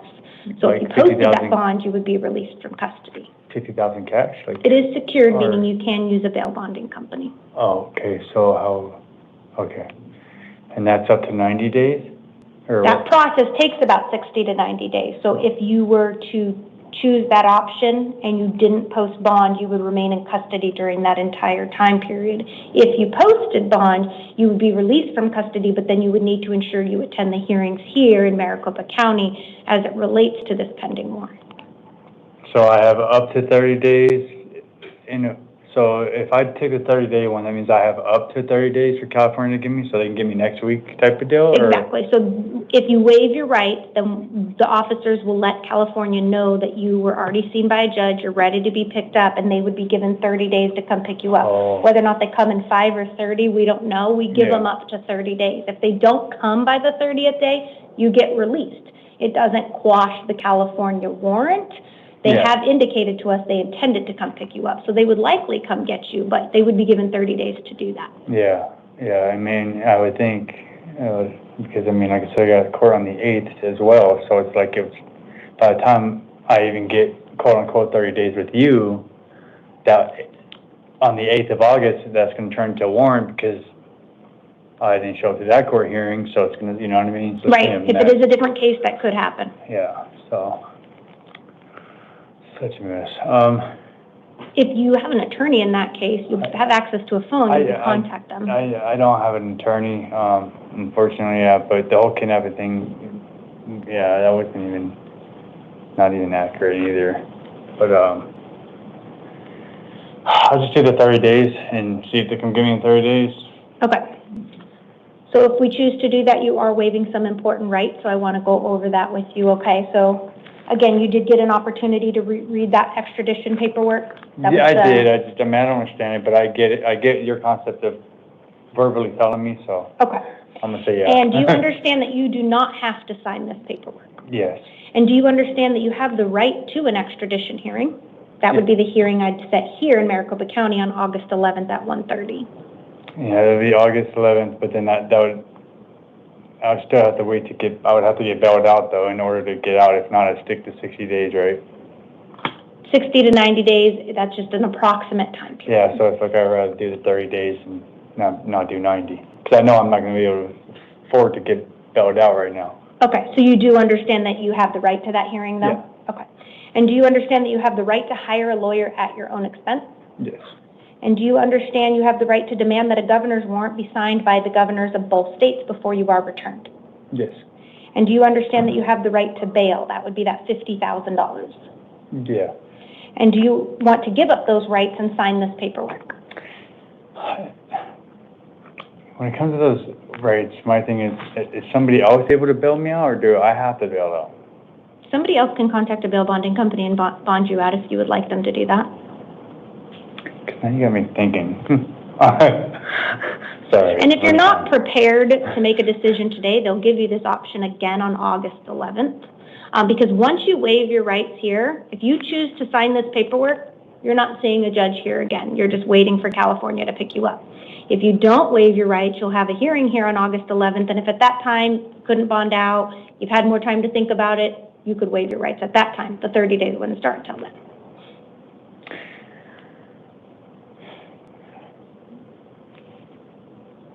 Oh man, it's so difficult.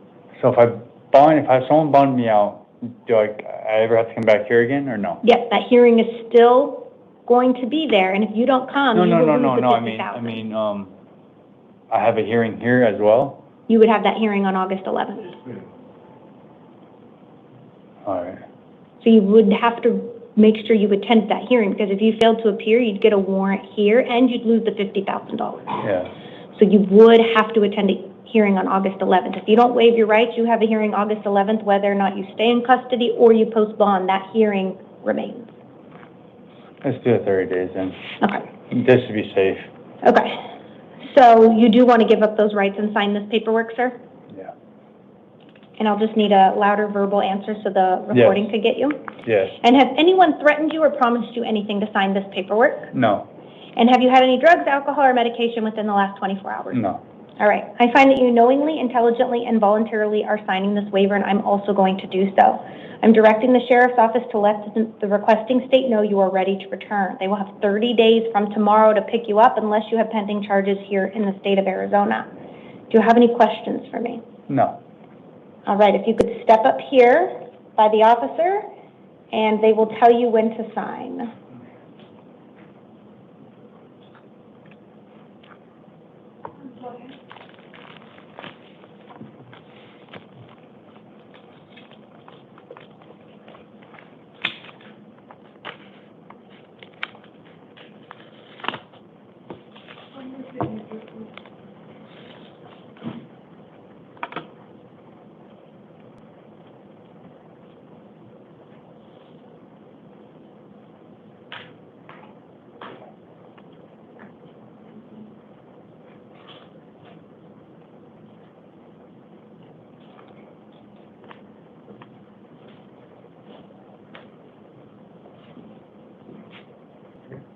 Yeah, if you'll just take a seat out there, we'll bring you your printed paperwork. Thank you, sir. Thank you.